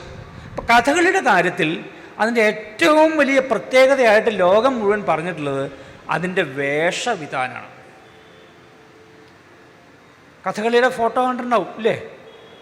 കഥകളി പഠിക്കുന്ന ഒരു വിദ്യാർത്ഥിയെ സംബന്ധിച്ചിടത്തോളം ഏറ്റവും പ്രശ്നമുണ്ടാകുന്ന ഒരു ഘട്ടം എന്ന് പറഞ്ഞാൽ, അഭ്യസിക്കുന്ന കാലത്തൊക്കെ ഈ ശിക്ഷണമൊക്കെ കഴിഞ്ഞ് പഠിച്ച് വന്ന് അരങ്ങേറ്റം, ആദ്യത്തെ ഫസ്റ്റ് പെർഫോമൻസ്, അന്ന് നിങ്ങൾക്കൊരു 1.5 മണിക്കൂർ അനങ്ങാതെ മലർന്ന് കിടക്കാൻ പറ്റുമോ? അനങ്ങരുത്. ആദ്യത്തെ പരിപാടി അത് ചുട്ടിക്ക് കിടക്കാൻ പറയും. ഇവിടെ ഒരു കടലാസ് വെക്കുന്നുണ്ടല്ലേ ഫോട്ടോ, ഈ പ്രോസസ്സിന് ഏകദേശം ഒരു 1.5 മണിക്കൂർ എടുക്കും. ഇതെന്തിനാണെന്ന് അറിയാൽ, പണ്ട് ഈ അരങ്ങിലെ വെളിച്ചം ഈ അഭിനേതാവിൻ്റെ മുഖത്ത് തട്ടി ഈ ഷെയ്ഡ് ഉണ്ടാവില്ലേ, വെളുത്ത ഷെയ്ഡാകുമ്പോൾ ആ വെളുത്ത ഷെയ്ഡിൽ ഈ പ്രകാശം തട്ടുമ്പോൾ ഈ മുഖം മുഴുവൻ പ്രകാശമാനമാകും. അതിനുവേണ്ടി കണ്ടുപിടിച്ച വിദ്യ. ഈ പ്രോസസ്സിനെ ചുട്ടി കുത്തുക എന്ന് അതിന് പറയുക. ഈ ചുട്ടി കുത്താൻ ഒരു 1.5 മണിക്കൂർ നമ്മൾ കിടക്കണം. ഇത് കഴിഞ്ഞ് ദേഹത്ത് മുഴുവൻ, എവിടെ കയ്യിൻ്റെ എവിടെ കെട്ട്, ഇവിടെ കെട്ട്, കാലുമ്മ കെട്ട്, അരയിൽ കെട്ട്, തലയിൽ കെട്ട്. കെട്ട് മാത്രമല്ല, ഒരു 10 കിലോ ചുരുങ്ങിയത് നമ്മുടെ ദേഹത്തെല്ലാം കൂടി വന്നിട്ടുണ്ടാവും. പിന്നെ നമ്മളെന്താ പറയും, കളിച്ചോളാൻ പറയാ, നീ നളനാണ്. നീ എന്ത് നളൻ അല്ലേ? നീ ശ്രീകൃഷ്ണനാണ്. ശ്രീകൃഷ്ണനാണെന്ന് നമുക്ക് തോന്നില്ല, ആകെ അത് വേണ്ടിയിരുന്നില്ല എന്നാവും. കഥകളി എന്നുള്ള കലാരൂപത്തിൻ്റെ ഈ അഭൗമമായ, അത് ഭൂമിയിൽ നമുക്ക് സാധാരണ ജീവിതത്തിൽ ഒരു തരത്തിലും സാധാരണ ജീവിതവുമായിട്ട് ചേർത്ത് വയ്ക്കാവുന്ന വേഷവിധാനങ്ങളല്ല കഥകളിയിൽ. പണ്ട് കഥകളി തുടങ്ങിയ കാലത്ത് ഒരു ശരാശരി മലയാളി പുരുഷന് വീട്ടിൽ നിന്ന് പുറത്തേക്ക് ഇറങ്ങാൻ ഒരു മുണ്ടും 2 മുണ്ടും മാത്രം വേണ്ട കാലത്ത് കഥകളിയിലെ ഒരു പുരുഷ കഥാപാത്രത്തിന് ആ ഗ്രാമത്തിലുള്ള എല്ലാ തുണിയും വേണമായിരുന്നു, ഉടുത്തുകെട്ട് വേണ്ട. അങ്ങനെ അഭൗമമായ വേഷവിധാനമാണ് കഥകളിയെ കഥകളിയാക്കി മാറ്റുന്നത്. കഥകളിയുടെ പ്രത്യേകത ആ വേഷവിധാനത്തോടു കൂടി കഥ കളിച്ചു കാണിക്കുന്നു എന്നുള്ളതാണ്. അപ്പോഴാണ് നിങ്ങളൊക്കെ നേരത്തെ 10ാം ക്ലാസ്സിലൊക്കെ പഠിച്ചിട്ടുണ്ടാവും, പച്ച, കത്തി, കരി, താടി, മിനുക്ക്. കേട്ടിട്ടില്ലേ? 10ാം ക്ലാസ് കഴിഞ്ഞിട്ടല്ലേ ഇതിന് പോരുക നിങ്ങൾ? അല്ലേ? അവിടെ പഠിച്ചിട്ടുണ്ടാവില്ല എവിടെയെങ്കിലുമൊക്കെ ഇല്ലേ? 5 തരത്തിൽ കഥകളി വേഷങ്ങളെ തിരിച്ചു. പച്ച. എന്താ പച്ച? പച്ച എന്നുള്ള നിറത്തിൻ്റെ പ്രത്യേകത എന്താ? പച്ച വെള്ളം എന്ന് പറഞ്ഞാൽ എന്താ അർത്ഥം?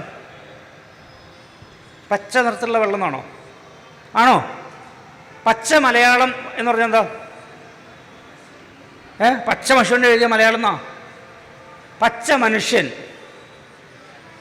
പച്ച പെയിൻ്റ് അടിച്ച മനുഷ്യൻ. പച്ച എന്നുള്ളത് നമ്മൾ സാധാരണ മലയാളി പ്രയോഗിക്കുന്നത് ശുദ്ധമായത്, പ്യുവർ എന്നുള്ള അർത്ഥത്തിലാണ് അല്ലേ? അപ്പം ശുദ്ധമായത് എന്ന് തോന്നിപ്പിക്കുന്ന കഥാപാത്രങ്ങളൊക്കെ കഥകളിയിൽ പച്ചവേഷ. ശുദ്ധമായത് എന്ന് തോന്നിപ്പിക്കുക വേണ്ട കേട്ടോ, മുഴുവൻ ശുദ്ധമായിക്കൊള്ളുന്നില്ല. അവർക്ക് എല്ലാവരുടെ ഉള്ളിലും പോസിറ്റീവും ഉണ്ട് നെഗറ്റീവും ഉണ്ട്. ഈ നമ്മളിങ്ങനെ വിചാരിക്കും എന്നെപ്പോലെ ഇങ്ങനെ സത്യസന്ധനായിട്ട് ഉള്ള ഒരാളില്ല എന്ന് വിചാരിച്ചാണ് ഏറ്റവും വലിയ, അതന്നെ ഒരു അപകടമാണ്. അങ്ങനെ ഇല്ല, എല്ലാവരിലും ഉണ്ട് പോസിറ്റീവ്സും നെഗറ്റീവ്സും. അതിന് ഏറ്റക്കുറച്ചിലുണ്ടാവുമെന്ന് മാത്രം. അപ്പോൾ ഈ പച്ചമേഷത്തിൻ്റെ മുഖത്ത് ഈ പച്ചയുടെ ഉള്ളിൽ വേറൊരു നിറം വരുമ്പോൾ അത് കത്തിവേഷമാവുകയാണ്. രജോ ഗുണം എന്ന് കേട്ടിട്ടുണ്ടോ? കേട്ടില്ല. അങ്ങനെ ചില വാക്കൊക്കെ പഠിച്ചു വെച്ചോളൂ, അതൊക്കെ ഫീഡ് ചെയ്ത് വെച്ചോളൂ കേട്ടോ, ആവശ്യം വരും. അലയ്ക്കാൻ മതി, നമുക്ക് ആ മുഴുവൻ അർത്ഥം അറിഞ്ഞോളൊന്നുമില്ല. നമുക്ക് പറയാം രജോ ഗുണം. നല്ല രജോ ഗുണമുള്ള ഒരാളുടെ സ്വഭാവം എന്ന് വെച്ചാൽ നല്ല എരിവുള്ള മീൻ കൂട്ടാൻ, ചൂട് വെട്ടിയ മുറിയാത്ത ചായ, അതൊക്കെ ഭക്ഷണത്തിൻ്റെ കാര്യമായിട്ട് അതല്ല നമുക്ക് പെട്ടെന്ന് മനസ്സിലാവുക. ഇത് ഈ രജോ ഗുണപ്രധാനികളൊക്കെ അങ്ങനത്തെ ഭക്ഷണമാണ് ഇഷ്ടപ്പെടുക. നല്ല പുള്ളിച്ച മോര്, അങ്ങനത്തെ അവരുടെ തീരുമാനം എടുക്കലൊക്കെ പെട്ടെന്നാണ്. രണ്ടാമതൊന്നും ചിലപ്പോൾ ആലോചിച്ചൊന്നും വരില്ല. എന്നിട്ട് അബദ്ധമായി നേരിക്കാം, എന്നാലും ഞാനത് ചെയ്തില്ലേ, എനിക്കുണ്ടായില്ല, എൻ്റെ ചങ്കുറ്റം കണ്ടില്ല ഞങ്ങൾ. പുഴയിലേക്ക് എടുത്ത് ചാടാൻ പറഞ്ഞു, ഞാൻ ചാടും, എന്നിട്ട് പിന്നെ വെള്ളം കുടിച്ച് എങ്ങനെയൊക്കെ രക്ഷപ്പെട്ടു, എന്നാലും ഞാൻ ചാടിയില്ലടോ. ഇങ്ങനെയാണ് രജോ ഗുണപ്രധാനികളുണ്ടാവും. അപ്പോൾ ഈ രജോ ഈ പച്ചയുടെ ഇടയ്ക്ക് വേറൊരു നിറം, ചുവപ്പ് എന്നുള്ള നിറം ഇവിടെ വരുമ്പോഴേക്കും അത് കഥകളിയിൽ കത്തിവേഷമായി മാറണം. ഉദാഹരണം പറഞ്ഞാൽ രാവണൻ എന്ന് പറഞ്ഞൊരു കഥാപാത്രമുണ്ട്. ആളത്ര മോശക്കാരനൊന്നുമല്ല കേട്ടോ. നമ്മുടെ വിചാരം ശ്രീരാമൻ നല്ലതും രാവണൻ അങ്ങനെയല്ല, ശ്രീരാമനും അത്ര നല്ലതൊന്നുമല്ല, മനസ്സിലായില്ലേ? അപ്പോൾ ഈ രാവണനിൽ ഇവിടെ ഈ രജോ ഗുണം വരുന്നു. അവിടെ രാവണൻ്റെ രജോ ഗുണത്തെ പ്രകടമാക്കാൻ വേണ്ടിയിട്ടാണ് ഇവിടുത്തെ ഈ കത്തി. ഇനി തമോ ഗുണമാകുമ്പോൾ കഥകളിൽ താടി വേഷം, ചുവന്ന തമോ ഗുണപ്രധാനികളുടെ പേരെന്ന് വെച്ചാൽ വളിച്ച സാമ്പാർ, പൂത്ത പപ്പടം, ഇതൊക്കെയാണ് ഇഷ്ടം. ഇപ്പം ഈ പണ്ട് ബോട്ടി എന്ന് പറഞ്ഞ സാധനം തിന്നും മനുഷ്യർ. കപ്പയും ബോട്ടി പണ്ട് കളഞ്ഞിരുന്ന സാധനമാണ്. മൃഗങ്ങളുടെ ഏത് അവയവം അതറിയോ? ചെവി കൊത്തിയിട്ട് കാര്യമില്ല. പണ്ട് തിന്നാൻ നന്നല്ല എന്ന് പറഞ്ഞ് കളഞ്ഞിരുന്ന സാധനം ഇപ്പം മറിച്ചിട്ട് കഴുകിയിട്ട് അരിഞ്ഞിട്ട് അതിൻ്റെ സ്വാഭാവികമായ രുചിയെ മറച്ചുകൊണ്ട് നമ്മളെ തീറ്റുക, കളയേണ്ടതിനെ തിന്നാൻ. അത് തമോ ഗുണം. ചില സാധനങ്ങളൊക്കെ വർജ്യമാണ്, ഉപേക്ഷിക്കേണ്ടതാണ്. ആ ഉപേക്ഷിക്കേണ്ടതിനെ തിന്നുന്നത് ഈ തമോ ഗുണമാണ്. അപ്പം മാംസം തിന്നും, പക്ഷേ കേടുവന്ന മാംസം തിന്നുക, അല്ലെങ്കിൽ തിന്നരുതാത്ത മാംസം തിന്നുക. നമ്മുടെ ശരീരത്തിന് കേടായിട്ടുള്ള അല്ലെങ്കിൽ അത്രയും ഗുണകരമല്ലാത്തത് തിന്നുക. വാക്കുകൾ പറയുമ്പോൾ മിണ്ടിയ തെറിയ പറയുള്ളൂ. ചിലോ പള്ളിയിലച്ഛൻ്റെ കഥ അറിയില്ലേ? അറിയുണ്ടാവും, എന്നാലും ഞാൻ പറഞ്ഞു, എന്താ എല്ലായിടത്തും പറയണോ. പള്ളിയിലച്ഛനും കപ്പ്യാർക്കും ഒരു പള്ളിയിലച്ഛനും 2 കുട്ടികളെ കിട്ടി, തത്തെ. അപ്പോൾ ഒന്ന് കപ്പ്യാർക്കും കൊടുത്തു, ഒന്ന് അച്ഛനും വളർത്തി. അപ്പോൾ അച്ഛൻ്റെ തത്ത വീട്ടിൽ ആര് വന്നാലും ഈശോ മിശിഹായ്ക്ക് സ്തുതിയായിരിക്കട്ടെ, ഈശോ മിശിഹായ്ക്ക് സ്തുതിയായിരിക്കട്ടെ എന്ന് പറയും. കപ്പ്യാരുടെ വീട്ടിലത്തെ തത്ത ആര് വന്നാലും പൊടപട്ടി. ഒരു അച്ഛൻ എന്തോ കാര്യത്തിന് കപ്പ്യാരേ എന്ന് വിളിച്ച് ചെല്ലുമ്പോൾ അച്ഛനോടും തത്ത പൊടപട്ടി. അപ്പോൾ അച്ഛനാകെ ഫീലിംഗായി, എന്താണ് നമ്മൾ രണ്ടാൾക്ക് ഒരുമിച്ച് കിട്ടിയത്, ഇതെന്താ ഇങ്ങനെയായിപ്പോയി, ഒന്നും പറയണ്ട അച്ഛൻ, എവിടെ നിന്ന് പഠിച്ചാൽ എനിക്കറിയാം, ഞാൻ പറയാറില്ല. എന്നാൽ ഈ ഒരു കാര്യം ചെയ്യും, ഇവനെ കുറച്ച് ദിവസം എൻ്റെ തത്തയുടെ കൂടെ വളർത്താൻ പറഞ്ഞു. അപ്പോൾ കപ്പ്യാരുടെ തത്തെ അച്ഛൻ്റെ തത്തയുടെ കൂടെ വളർത്തി. ഒരാഴ്ച കഴിഞ്ഞ് എന്താ കഴിച്ചാൽ അവിടെ സംഘഗാനായി, പൊടപട്ടി രണ്ടാളും കൂടിയിട്ട്. എത്ര പെട്ടെന്നാണ് പഠിച്ചറിയോ? ഈശോ മിശിഹായ്ക്ക് സ്തുതിയായിരിക്കട്ടെ എന്ന് പഠിക്കാനുള്ള അത്ര ബുദ്ധിമുട്ടില്ലല്ലോ മറ്റത് പഠിക്കാൻ, അല്ലേ? ഈശോ മിശിഹായ്ക്ക് സ്തുതിയായിരിക്കട്ടെ എന്ന് പഠിക്കാൻ എത്ര എഫേർട്ടുണ്ട്. പൊടപട്ടി എന്ന് പറയാൻ വല്ല വിഷമമുണ്ടോ?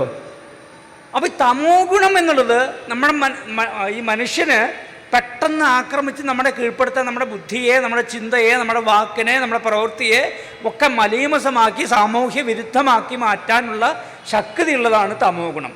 കഥകളിൽ അങ്ങനെ തമോ ഗുണപ്രധാനികളായുള്ള കഥാപാത്രങ്ങളുണ്ട്. അവർക്ക് താടി വേഷമാണ്, ചുവന്ന നിറത്തിലുള്ള താടി വേഷം, ദംഷ്ട്രമൊക്കെ ഉണ്ടാവും, അത് വേഷം. അപ്പം പച്ച, കത്തി, താടി. ഈ താടിയിൽ തന്നെ ചുവന്ന താടി, കറുത്ത താടി, വെളുത്ത താടിയും തിരിച്ചു. അതെന്തിനാ? ഈ ഇവിടെ താടി വെച്ചിട്ടുണ്ട്. നളചരിതം പഠിച്ചിട്ടുണ്ടാവില്ലേ നിങ്ങൾ 10ാം ക്ലാസ്സിൽ? ഏത് ഭാഗമാണ് പഠിച്ചത്? അതൊക്കെ ഞങ്ങൾ അന്ന് പഠിച്ചതല്ലേ ചങ്ങായി, ഇനി എന്തിനപ്പം ചോദിക്കണമെന്നല്ലേ, അല്ലേ? ആകെ മറന്നുപോയില്ലേ? ഞാനും ഇങ്ങനെ തന്നെയായിരുന്നു, പഠിച്ചു കഴിഞ്ഞാൽ പാഠം കീറിക്കളയും ആ പേജ്. പിന്നെ എന്തിനാ കൊണ്ടു നടക്കണേ? പുസ്തകത്തിൻ്റെ വെയിറ്റ് കുറയില്ലേ? അവസാനം ഈ ഇത് മാത്രമേ ഉണ്ടാവുള്ളൂ, ചട്ട മാത്രം, ഫ്രെയിം മാത്രം. നളചരിതം പഠിച്ചിട്ടുണ്ടാവും 10ാം ക്ലാസ്സിൽ, ചിലപ്പോൾ ഇതാവും. പുഷ്കരൻ നീ പഴുതേ ജന്മം നിഷ്ഫല എങ്ങും നിന്ന് ഏതെങ്കിലും പഠിച്ചിട്ടുണ്ടാവും. ഏതായാലും ആ നളചരിതത്തിൽ കലി എന്നൊരു കഥാപാത്രമുണ്ട്. കലി എന്ന് പറയുന്ന കഥാപാത്രം അദ്ദേഹം വിപരീതങ്ങളുടെ നാഥനാണ്. നമുക്കൊക്കെ വസന്തകാലം എന്ന് പറഞ്ഞാൽ എല്ലാ വൃക്ഷങ്ങളും പുഷ്പിക്കുകയും അവിടെ പക്ഷികളുടെ ഗാനം കേൾക്കുകയൊക്കെ ചെയ്യുന്ന വസന്തകാലം.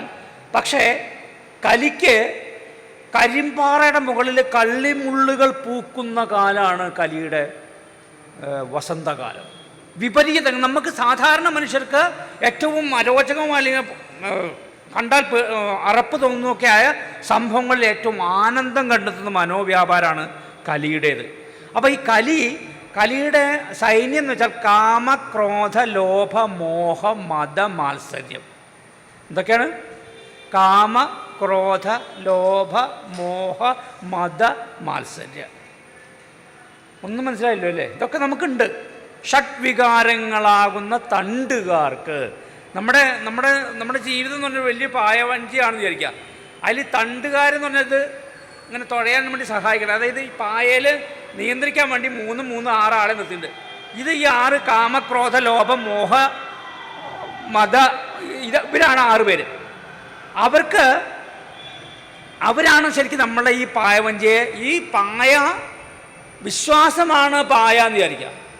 നമുക്ക് ദൈവവിശ്വാസമുണ്ട്, അല്ലെങ്കിൽ നമുക്കൊരു ആത്മവിശ്വാസമുണ്ട്. അത് പായയാണ്. ആ പായയെ കാറ്റിനനുസരിച്ച് പോകുന്ന തോണിയെ ദിശ മാറ്റി നിർണ്ണയിക്കുന്നത് ഈ കാമക്രോധ ലോഭ മോഹ മത മാത്സര്യം. ഇതിൻ്റെ അധിപനാണ് മിസ്റ്റർ കലി. അപ്പോൾ കലി എന്ന് പറയുന്നത് കഥകളിലത്തെ ഒരു കറുത്ത താടി വേഷമാണ്. ഇനി വെളുത്ത താടിയുണ്ട് ഹനുമാൻ എന്ന് പറഞ്ഞ ആൾ. മങ്കി ഗോഡ് എന്ന് പെട്ടെന്ന് പറയാം, പക്ഷെ അങ്ങനെ പറഞ്ഞപ്പോൾ ചിലർക്ക് വലിയ ബുദ്ധിമുട്ടാവും. ഏതായാലും ഹനുമാൻ എന്ന് പറഞ്ഞാൽ കാര്യനിർവഹണ ശേഷി, കഠിനാധ്വാനം, സത്യസന്ധത, ഇങ്ങനെ കുറേ ഗുണങ്ങളുള്ള ഒരു നല്ല ഒബീഡിയൻറ്റ് സെർവൻ്റ് ആയിരുന്നു. ആരുടെ? ശ്രീരാമൻ്റെ. അത് നന്മയാണോ തിന്മയാണോ നമുക്ക് എങ്ങനെ വേണമെങ്കിൽ വ്യാഖ്യാനിക്കാം. പക്ഷേ ഇങ്ങനെയുള്ളൊരു ആളായിരുന്നു ഹനുമാൻ. ഹനുമാന് ശ്രീരാമഭക്തി എന്നുള്ളത് ഒരു അലങ്കാരമല്ല, അത് അദ്ദേഹത്തിൻ്റെ സ്വഭാവമായിരുന്നു. ശ്രീരാമനോട് മാത്രമല്ല, സുഗ്രീവനോടും ഹനുമാൻ ഈ വിധേയത്തുണ്ടായിരുന്നു. അതുകൊണ്ടാണല്ലോ ശ്രീരാമനെ ആദ്യം കൂട്ടിക്കൊണ്ടുവരുന്നത് ഹനുമാനാണ്. ഞാൻ കഥയിൽ നിന്ന് മാറിപ്പോകല്ല. ഈ കഥകളിൽ ഹനുമാൻ എന്നുള്ളത് ഒരു വെള്ളത്താടി വേഷം. അപ്പോൾ കഥാപാത്ര പ്രകൃതി അനുസരിച്ച് വ്യത്യസ്തമായ വേഷങ്ങൾ കഥാപാത്രത്തിൻ്റെ പ്രതീതി ജനിപ്പിക്കാൻ വേണ്ടി അഭിനേതാക്കൾ സ്വീകരിക്കുന്ന വേഷവിധാനത്തിനെയാണ് ആഹാര്യം എന്ന് പറയാം. അപ്പോൾ ആംഗികം, വാചികം, ആഹാര്യം, സാത്വികം. സാത്വികാഭിനയാണ് നമ്മൾ നേരത്തെ പറഞ്ഞ നവരസങ്ങളുമായി ബന്ധപ്പെട്ടത്. ഇനി കഥകളിലത്തെ ചില നൃത്തങ്ങൾ പരിചയപ്പെടാം. സമയം എന്തായി ടീച്ചറെ? 3:30 ഉണ്ടാവും. 3:20. ആ, ചായ ബ്രേക്ക് വേണോ? എന്നാ അതാവും.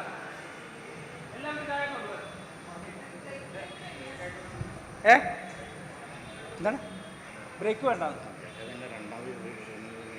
ഇവരൊക്കെ നിങ്ങളെയൊക്കെ നല്ല വിശ്വാസമായിട്ട് ഇവർക്ക് റീയൂണിയൻ ചെയ്യാൻ ബുദ്ധിമുട്ടാകും. നിങ്ങൾക്ക് ബ്രേക്ക് തന്നാലേ പിടിച്ചാൽ കിട്ടൂല. ശരി, അപ്പോൾ കഥകളിൽ നൃത്തം എന്നുള്ള കാര്യം ഈ ചായകുടിയുടെ ഇടയ്ക്ക് ഒരു നൃത്തം നമുക്കിങ്ങനെ കണ്ടുകൊണ്ടാണ്. അത് അങ്ങനെയാണ്. ഇപ്പോൾ ഈ കല്യാണങ്ങൾക്കൊക്കെ ചിലപ്പോൾ പാട്ട് കച്ചേരി ഉണ്ടാവും. എന്തിനാ കച്ചേരി നിശ്ചയില്ല, പാവം അങ്ങനെ തൊണ്ട പൊട്ടി പാട്ടുണ്ടാവും. ആര് കേൾക്കണ്? അതവിടെ ഇങ്ങനെ നടക്കും അല്ലേ? അതുപോലെ ആവണ്ട കഥകളിൽ നൃത്തം.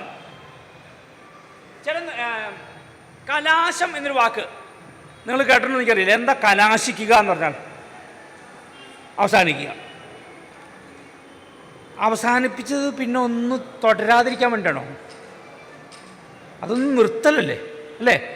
അവസാനിപ്പിക്കലല്ല, ഫുൾ സ്റ്റോപ്പ് എന്ന് പറഞ്ഞാൽ എന്താ? അതൊരു വാചകയെ അവസാനിപ്പിക്കുള്ളൂ, മൊത്തം അവസാനിപ്പിക്കില്ലല്ലോ, അല്ലല്ലോ. അതുപോലെ തന്നെ കഥകളിയിലെ കലാശങ്ങൾ എന്ന് പറഞ്ഞാൽ, ഇപ്പം നേരത്തെ ഏണാങ്കൻ ഇളങ്കാറ്റും ആ പദം കഴിഞ്ഞ് അവിടെ ഒരു കലാശം എടുക്കും. ആ കലാശം വളരെ സിമ്പിളാണ്.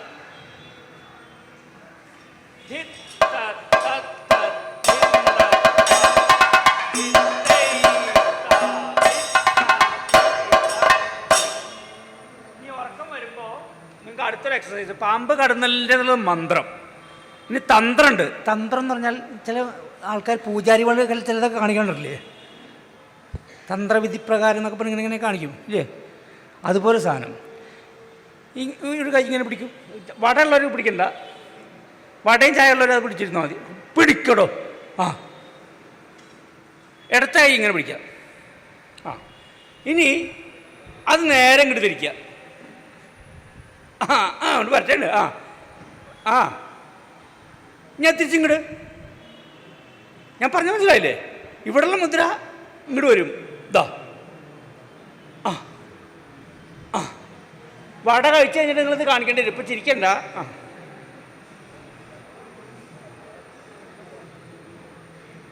ആ ഇങ്ങനെ മറിയണം, ഇങ്ങനെ ആവണം. അത് രണ്ടും ഒന്നല്ല. അത് ശരി. ഒന്നിത്. ഇതിന് എൻ്റെ അച്ഛൻ പറഞ്ഞെന്ന ഉദാഹരണം പെട്ടെന്ന് മനസ്സിലാക്കാൻ പറ്റും. ഇത് 8 കഷ്ണം ഉപ്പേരി അത്ര. ഇത് ഒരു ഉരുള 8 കഷ്ണം ഉപ്പേരി. ആ ഉരുള നേരെ ഇങ്ങോട്ട് പോവുക. അപ്പോൾ ഇവിടെ എന്തായി? ഒരു ഉരുള 8 കഷ്ണം ഉപ്പേരി.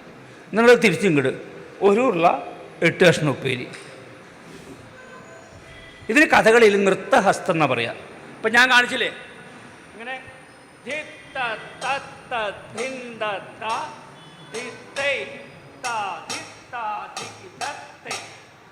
ഇതിന് കലാശം എന്ന് പറയും. ഈ കലാശത്തോടു കൂടി വേറെ നൃത്തം ചെയ്യും. അതിന് ഇരട്ടി എന്നാണ് പറയുക. അപ്പം ഇരട്ടി എന്ന് പറയുമ്പോൾ ഇപ്പം കലാശിച്ച് കഴിഞ്ഞാൽ കൂടി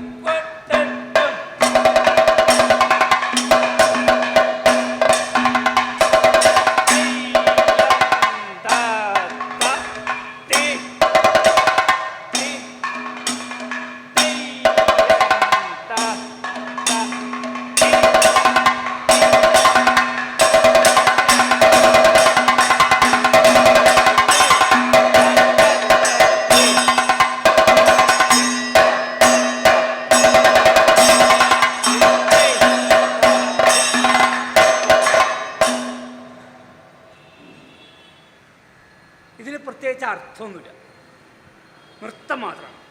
വേറെ പറഞ്ഞ കഥകളിൽ നൃത്തമുണ്ട്. ആ നൃത്തത്തിന് മാത്രമായിട്ട് പ്രത്യേകിച്ച് അർത്ഥം. ഇതിങ്ങനെ കാണിച്ചാൽ എന്താണ് അർത്ഥം? അതിന് പ്രത്യേകിച്ച് അർത്ഥമൊന്നും ഇല്ല. പക്ഷേ അത് ആ സന്ദർഭത്തെ, അഭിനയത്തെ പോഷിപ്പിക്കുകയാണ് ചെയ്യുക. അതിനൊന്നും കൂടി ഡെക്കറേറ്റ് ചെയ്യുക, ഭംഗിയാക്കുകയാണ് ചെയ്യുക. ഇനി അവിടെ ഈ മേളക്കാർ, ഇത് ചെണ്ട എന്ന് പറഞ്ഞ ഈ വാദ്യത്തിന് 2 പുറമുണ്ട്. ഇത് എടന്തല എന്ന് പറയും. അതിൻ്റെ മുകളിൽ ഒരു 4 ശബ്ദം കേൾപ്പിച്ചെടുക്കുക. കഷയാണ്.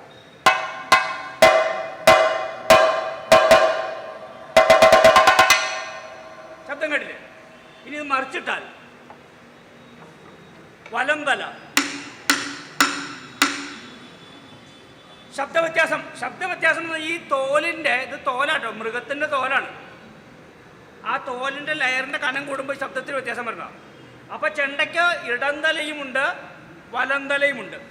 കഥകളി മേളത്തിൽ അധിക സമയവും ഇടന്തലയാണ് ഉപയോഗിക്കുക. അപൂർവ സന്ദർഭങ്ങളിൽ മാത്രമേ വലന്തല ഉപയോഗിക്കുള്ളൂ. ഇനി അങ്ങനെ ഈ മദ്ദളത്തിനുണ്ട് ഇടന്തലയും വലന്തലയും. ഇതിൽ മദ്ദളത്തിൻ്റെ ഇടന്തല ഏതാവും?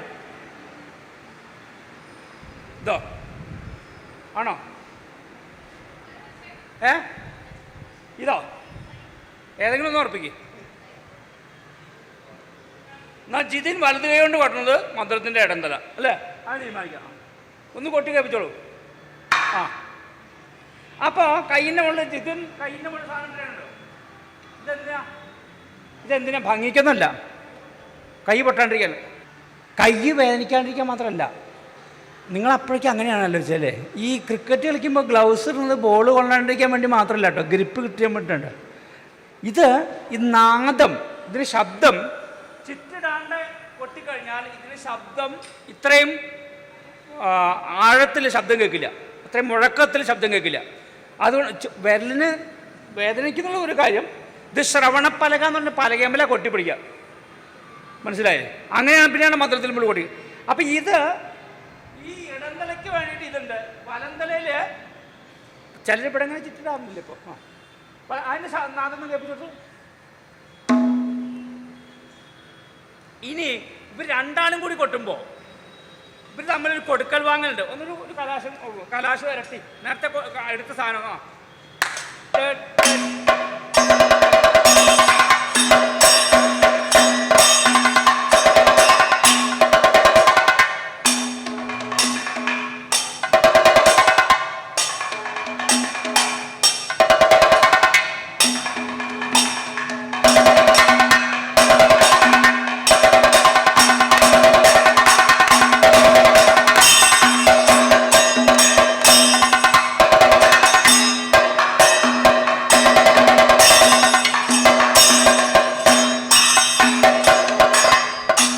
കഥകളിയുടെ മേള പദ്ധതിയുടെ ഒരു പ്രത്യേകത, ഇങ്ങനെ ചെണ്ടയും മദ്ദളവും ചേർന്നിട്ടുള്ള ഈ സിംഫണി, ഈ പെർക്കഷൻ്റെ യോജിപ്പ്, അവിടെ പരസ്പരം ഇടതൂർന്ന ഗ്യാപ്പ് ഫില്ലിങ്ങൊക്കെ മദ്ദളത്തിൻ്റെ ധർമ്മമായിട്ട് നിർത്തുകയും ചെണ്ട അതിന് നാദം ഉണ്ടാക്കുകയും ചെയ്യുന്ന വളരെ മനോഹരമായി ഡിസൈൻ ചെയ്തിട്ടുള്ള ഒരു മേള പദ്ധതിയാണ് കഥകളിയിലെ ചെണ്ടയും മദ്ദളവും ചേർന്നുള്ള മേളം. ഇത് അഭിനയത്തിന് അനുഗുണമായി മാറും. ഇപ്പം നമ്മൾ നേരത്തെ ശൃംഗാരം എന്ന് പറഞ്ഞൊരു ഭാവം കണ്ടു. രൗദ്രം, ദേഷ്യമാണ് ഭാവം എന്ന് വിചാരിക്കാം. അവിടെ ഈ മേളത്തിൻ്റെ രീതികൾ മുഴുവൻ മാറും. കളിക്കുന്നതിൻ്റെ രീതിയല്ല, പാടുന്നതിൻ്റെ രീതിയല്ല, മേളത്തിൻ്റെ രീതിയും മാറും.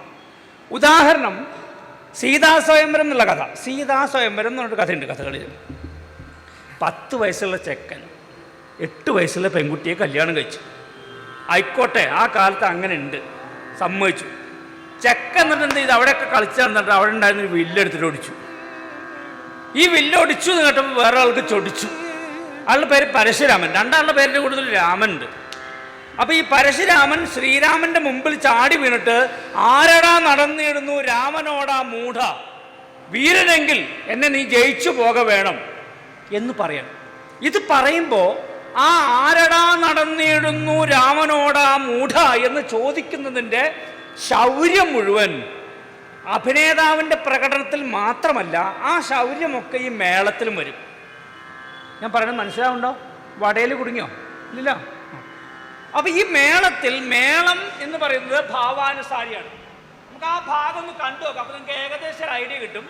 നേരത്തെ ഏണാങ്കനിളം കാറ്റും എന്ന് പാടി കളിച്ചപ്പോഴുള്ള കൊട്ടല്ല, അല്ലെങ്കിൽ അതിൻ്റെ ഭാവമല്ല, ഇവിടെ ആരടാ നടന്നിടുന്നു എന്നുള്ളത്. അപ്പം ആ ഭാഗം നാലാമിരട്ടിയും ആരടാ നടന്നിടുന്നു. ശരി,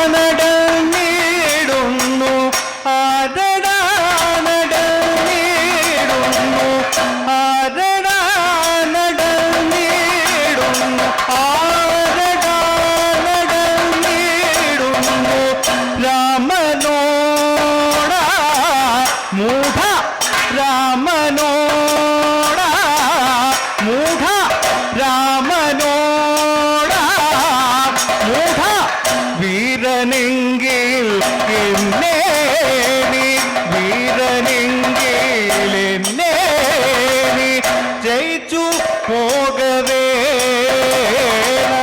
ജയിച്ചു പോകവേ.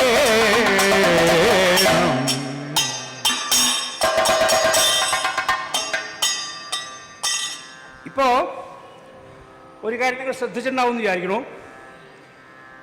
ഈ ഭാവത്തിന് അനുഗുണമായി അവിടെ വിഭാവം, ഈ പദം വന്നു. ആ പദത്തിന് അനുഗുണമായി മേളം വന്നു. അപ്പോൾ ഭാവവും വിഭാവവും സഞ്ചാരിയും.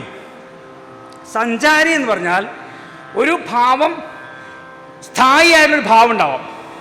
സ്ഥായിയായിട്ടുള്ള ഭാവം എന്ന് വെച്ചാൽ അവൻ്റെ സ്വഭാവം, അവളുടെ നടത്തം കണ്ടാൽ എത്ര അഹങ്കാരിയാണ്, അല്ലെ അവനൊരു പാവ, എന്നൊക്കെ നമ്മൾ ചിലരെ പറ്റി പറയാറില്ലേ.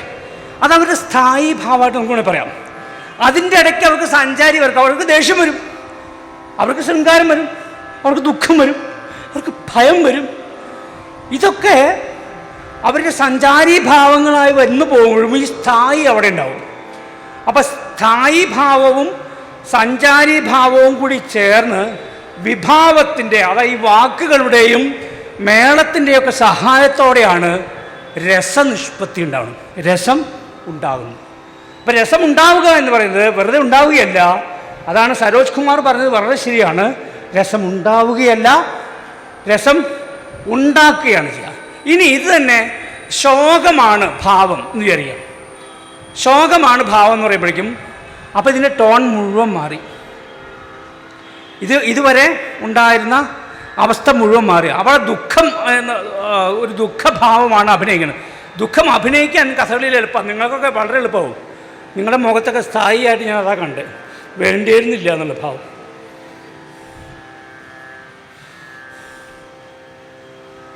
ഇങ്ങനെ സ്ഥായി ഭാവമായിട്ടുള്ള ആൾക്കാരെ ചിലപ്പോൾ കാണും. അവരുടെ മുഖത്ത് എപ്പോഴും കരയണ ഭാവമാകും. ഈ കരച്ചിലിൻ്റെ ഇടയ്ക്ക് അവർ ചിരിക്കും. അല്ല, വേണു നാഗവള്ളി എന്നിട്ട് നടണ്ടായിരുന്നു. മൂപ്പരുടെ മുഖത്ത് എപ്പോഴും ലവ് സീൻ അഭിനയിക്കുമ്പോഴും അതിൻ്റെ ഉള്ളൊരു ദുഃഖം ഉണ്ടാവും, വേണ്ടി ഒന്നുമില്ല എന്നുള്ള മട്ട്. അദ്ദേഹത്തിൻ്റെ സ്ഥായി ഭാവം അതാണ്. പഴയ കേരളത്തിൻ്റെ മുഖ്യമന്ത്രി AK ആൻ്റണി, അദ്ദേഹത്തിൻ്റെ മുഖത്ത് എപ്പോഴും ചിരി ഉണ്ടാവും. ക്രൂരവും പൈശാചികവുമായെന്ന് പറയുമ്പോഴും അദ്ദേഹത്തിൻ്റെ മുഖത്ത് ചിരി ഉണ്ടാവും. അത് സ്ഥായി ഭാവമാണ്. ഞങ്ങളുടെ ഇംഗ്ലീഷ് മാഷിൻ്റെ പേര് വർഗീസ് എന്നായിരുന്നു. ഞങ്ങളെ മാഷ്ക്ക് കൊടുത്ത ചെല്ല പേര് സ്മൈലിംഗ് വർക്കി എന്നായിരുന്നു. എന്ത് പറയുമ്പോഴും മാഷ് നിന്നെ ഒന്നും പഠിപ്പിച്ചിട്ട് ഒരു കാര്യമില്ലടാന്ന് ചിരിച്ചിട്ടാണ് മാഷ് പറയാം. ഞാൻ പറഞ്ഞത് അങ്ങനെ സ്ഥായി ഭാവം ഉണ്ടാവും എല്ലാവർക്കും. അതിൽ നമ്മൾ സഞ്ചാരികൾ വരും. അങ്ങനെയാണ് ഒരു ശോകത്തിലുള്ളൊരു പദം അപ്പോൾ ചലനങ്ങളൊക്കെ വളരെ റെഡ്യൂസ് ചെയ്യും. കർണശപഥം എന്നുണ്ട് കഥയുണ്ട്, കേട്ടിട്ടുണ്ടോ? കർണൻ എന്ന് കേട്ടിട്ടുണ്ടോ? ഒന്നും കേൾക്കരുത് കേട്ടോ. നമ്മൾ പടച്ച തമ്പുരാൻ നമ്മുടെ ചെവി ഒരു ചോദ്യചിഹ്നം പോലെ ഉണ്ടാക്കിയത് അല്ലേ? അല്ലേ? ഇങ്ങനെയല്ലേ? അല്ലേ? അതെന്തിനാ? നമുക്ക് ആനയുടെ പോലെയല്ലോ തമ്മേ, മുയലിൻ്റെ പോലെയല്ലോ, പട്ടിയുടെ പോലെയല്ലോ. ഇതെന്താ മനുഷ്യൻ്റെ ചെവി ഇങ്ങനെ ഒന്ന് നമ്മൾ എന്ത് കേട്ടാലും ഒന്ന് ചോദിച്ചിട്ട് ഉള്ളിലേക്ക് കടത്തി വിടണം. അവിടെ കറങ്ങിയിട്ട് അടുത്ത ചോദ്യമായിട്ട് ഇതിലെ പുറത്തേക്ക് വരും. എന്തും കേൾക്കാൻ എല്ലായ്പ്പോഴും കേൾക്കാൻ വേണ്ടിയിട്ട് ഇങ്ങനെ സന്നദ്ധമായിരിക്കണം. അത് കേൾക്കണം. കേട്ടിട്ട് ആ ചോദ്യത്തോടു കൂടി ഉള്ളിലേക്ക് കയറി എന്നിട്ടത് പുതിയ ചോദ്യമായിട്ട് പുറത്തേക്ക് വരണം. അല്ലേ? വേണ്ടേ? അല്ലെങ്കിൽ പിന്നെ നമ്മൾ മറ്റു മൃഗങ്ങളായിട്ട് മനുഷ്യനെ വ്യത്യസ്തമാകുന്ന പ്രധാനപ്പെട്ട ഘടകം എന്താ? ഇതല്ലേ? അപ്പോൾ ഞാൻ പറഞ്ഞത്, അപ്പോൾ ശോകം അഭിനയിക്കുമ്പോൾ ഈ കർണൻ ദുര്യോധനൻ്റെ ചങ്ങാതിയാണ്. പാണ്ഡവരെ അവരെ കഥയൊക്കെ പറയാച്ച കുറേ നേരം വേണം. ഏതായാലും കർണൻ്റെ അച്ഛനും അമ്മയും ആരാണ്? മുള്ളിപ്പുള്ളി പുഴയെന്ന് കിട്ടിയതാണ്. രാധയും അതിരഥനും രണ്ടുപേരെയാണ് എടുത്ത് വളർത്തിയത്. അപ്പോൾ ഈ ചെക്കൻ വളർന്നു വന്ന്, ചെക്കനല്ല 60 വയസ്സായി, 70 വയസ്സായി യുദ്ധ സമയത്തും. അപ്പോഴും ഈ ശരിക്കുള്ള അച്ഛനെയും അമ്മയും കണ്ടിട്ടില്ല. പക്ഷേ അത് മനസ്സിൻ്റെ ഉള്ളിൽ വിങ്ങലായിട്ടുണ്ട്. ഈ സന്ദർഭം കർണശപഥം എന്നുള്ള കഥയിൽ എന്തിഹ മന്മാനസേ സന്ദേഹം വളരുന്നു എന്നൊരു പദമായിട്ട് കഥകളിലുണ്ട്. അവിടെ ശോകമാണ് സ്ഥായി, ദുഃഖമാണ്, കർണൻ്റെ ദുഃഖമാണ്. അപ്പോൾ അവിടെ ശരീരചലനങ്ങളൊക്കെ വളരെ ലിമിറ്റഡ് ആവും, കലാശങ്ങളൊന്നും ഉണ്ടാവില്ല. അപ്പോൾ വളരെ സട്ടിലായിട്ടുള്ള, വളരെ സൂക്ഷ്മമായ, വളരെ ഒതുങ്ങിയ ശരീരചലനവും അങ്ങനെ കരുണം അല്ലെങ്കിൽ ദുഃഖം എന്നുള്ള സ്ഥായി ഭാവം നിലനിർത്തിക്കൊണ്ടുള്ള പദാഭിനയാണ് എന്തിഹ മന്മാനസ എന്നുള്ളത്. അതൊന്ന് കണ്ടുനോക്കാം. എന്തിഹ മന്മാനസേ സന്ദേഹം വളരുന്നു എന്തിഹ മന്മാനസേ സന്ദേഹം വളരുന്നു എന്തിഹ മന്മാനസേ സന്ദേഹം വളരുന്നു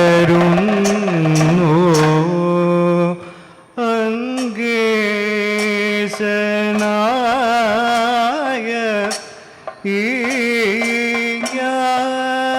ഞാനിങ്ങോ പിറന്നവനോ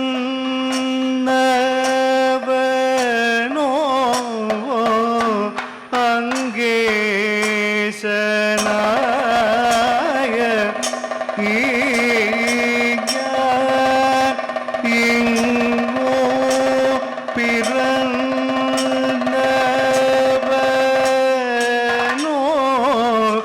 അങ്കേശനായ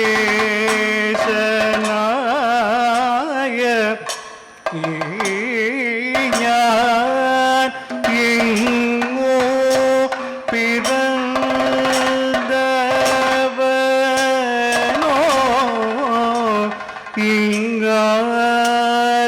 ഇങ്ങാരറിയൂ ഞാനാര് ഇങ്ങിൻ്റെ വംശമിന്നോ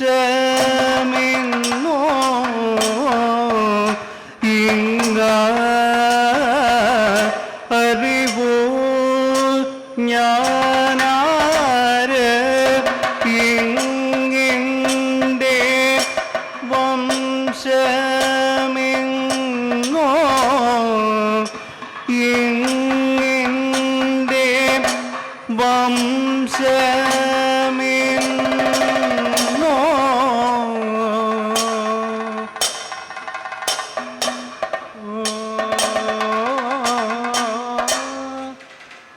ഇങ്ങനെ ഓരോ ഭാവത്തിന് അനുഗുണമായി ആലാപനത്തിലും വാദനത്തിലും അഭിനയത്തിലൊക്കെ അഭിനയ സംഗീതം, അഭിനയമേളം. അപ്പം എന്തിനാണ് പ്രാധാന്യം? കഥകളിയിൽ ഈ കഥ നമ്മുടെ തുടക്കത്തിൽ പറഞ്ഞതുപോലെ തന്നെ ഒരു കഥ കളിച്ച് കാണിക്കുക. അത് ആംഗികം, വാചികം, ആഹാര്യം, സാത്വികം 4 വിധത്തിലുള്ള അഭിനയത്തിൻ്റെ സഹായത്തോടെ ഒരു കഥ കളിച്ച് കാണിക്കലാണ് കഥകളിയുടെ ധർമ്മം. അതിനു വേണ്ടി ഉള്ളതാണ് കഥകളിയുടെ വേഷവിധാനങ്ങളായാലും അതിൻ്റെ പശ്ചാത്തല സംഗീതമായാലും എല്ലാം. അപ്പോൾ ഇനി നിങ്ങൾ എന്തെങ്കിലും ചിലത് എന്നോട് ചോദിക്കുകയാണെങ്കിൽ അതാവും കുറച്ചും കൂടി മനോഹരമാവുക എന്നാണ്. സംശയങ്ങളില്ലാത്തവരായിട്ട് ആരും ഉണ്ടാവില്ല. 2 കൂട്ടർക്കാണ് ഇത്ര സംശയങ്ങളില്ലാണ്ടിരിക്കുക. ഒന്ന് എല്ലാം അറിയുന്നവർക്ക്, അവർക്ക് സംശയം ഉണ്ടാവില്ലല്ലോ. മറ്റൊന്ന് ഒന്നും അറിയാത്തവർക്ക്, അവർക്ക് സംശയം ഉണ്ടാവില്ല. പക്ഷെ നമ്മളങ്ങനെയല്ല, നമ്മളെല്ലാം അറിയുന്നവരല്ല, ഒന്നും അറിയാത്തവരുമല്ല. ചോദ്യങ്ങളുണ്ടാവണം. അപ്പോൾ കഥകളിയുമായി ബന്ധപ്പെട്ട എന്തെങ്കിലും സംശയങ്ങൾ അറിയണമെന്ന് ആഗ്രഹിക്കുന്ന എന്തെങ്കിലും ഉണ്ടെങ്കിൽ ചോദിച്ചാൽ അപ്പോഴാണ് ഇത് ഫലവത്താവുക. പിന്നെ ആ ദക്ഷിണയുടെ കാര്യം മറക്കണ്ട, അത് ഇടയ്ക്കിടയ്ക്ക് ഓർമ്മ. ഈ സപ്താഹത്തിന് അങ്ങനെ അത്രേ, എല്ലാ ദിവസവും ഇത് പറയും, ദക്ഷിണ മറക്കണ്ട. ചോദിച്ചോളൂ, സംശയം ഉണ്ടാവും. എന്തിനാ നിങ്ങളിത് പഠിച്ചതെന്ന് ചോദിക്കരുത്. മൈക്കൊന്നും വേണ്ട, മൈക്കൊന്നും കൊടുത്താൽ ഒരു അക്ഷരം ഉണ്ടില്ല. അവർ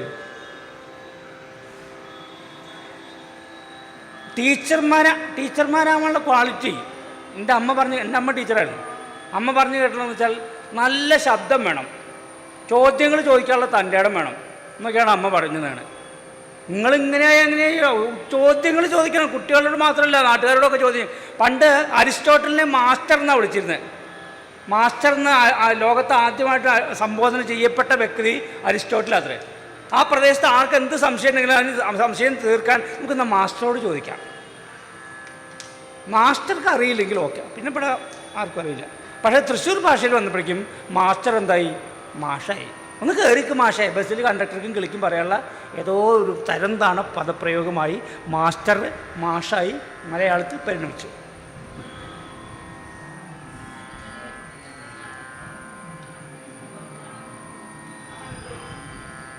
മോളുടെ വീട് എവിടെയാ? ആലുവ. എടപ്പള്ളിയിൽ നിന്ന് ആലുവയ്ക്ക് എത്ര ദൂരമുണ്ട്? ഇവിടെ എല്ലാ മാസവും ഒരു പ്രോഗ്രാമെങ്കിലും, ഒരു കഥകളെങ്കിലും ഇവിടെ ഈ വേദിയിൽ മാസത്തിൽ ഏറ്റവും ചുരുങ്ങിയത് ഒരു പരിപാടിയെങ്കിലും ഇവിടെ നടക്കുന്നുണ്ട്. മോളൊരു കാര്യം ചെയ്ത് ഒരു മെമ്പർഷിപ്പ് കൊടുക്കും കേട്ടോ. പൈസ വേണ്ട, ഫ്രീ. അഡ്രസ്സ് തന്നാൽ മതി. അല്ല, ഞാൻ തമാശ പറഞ്ഞല്ലോ. ഇപ്പോൾ സൗകര്യം ആലുവയിൽ നിന്ന് മെട്രോയിൽ കയറി ഇവിടെ ഇറങ്ങിയാൽ ഒരു 8-9 മണിയാണെങ്കിൽ കഴിയുകയും ചെയ്യും. 5:30 തുടങ്ങും ഇവിടെ.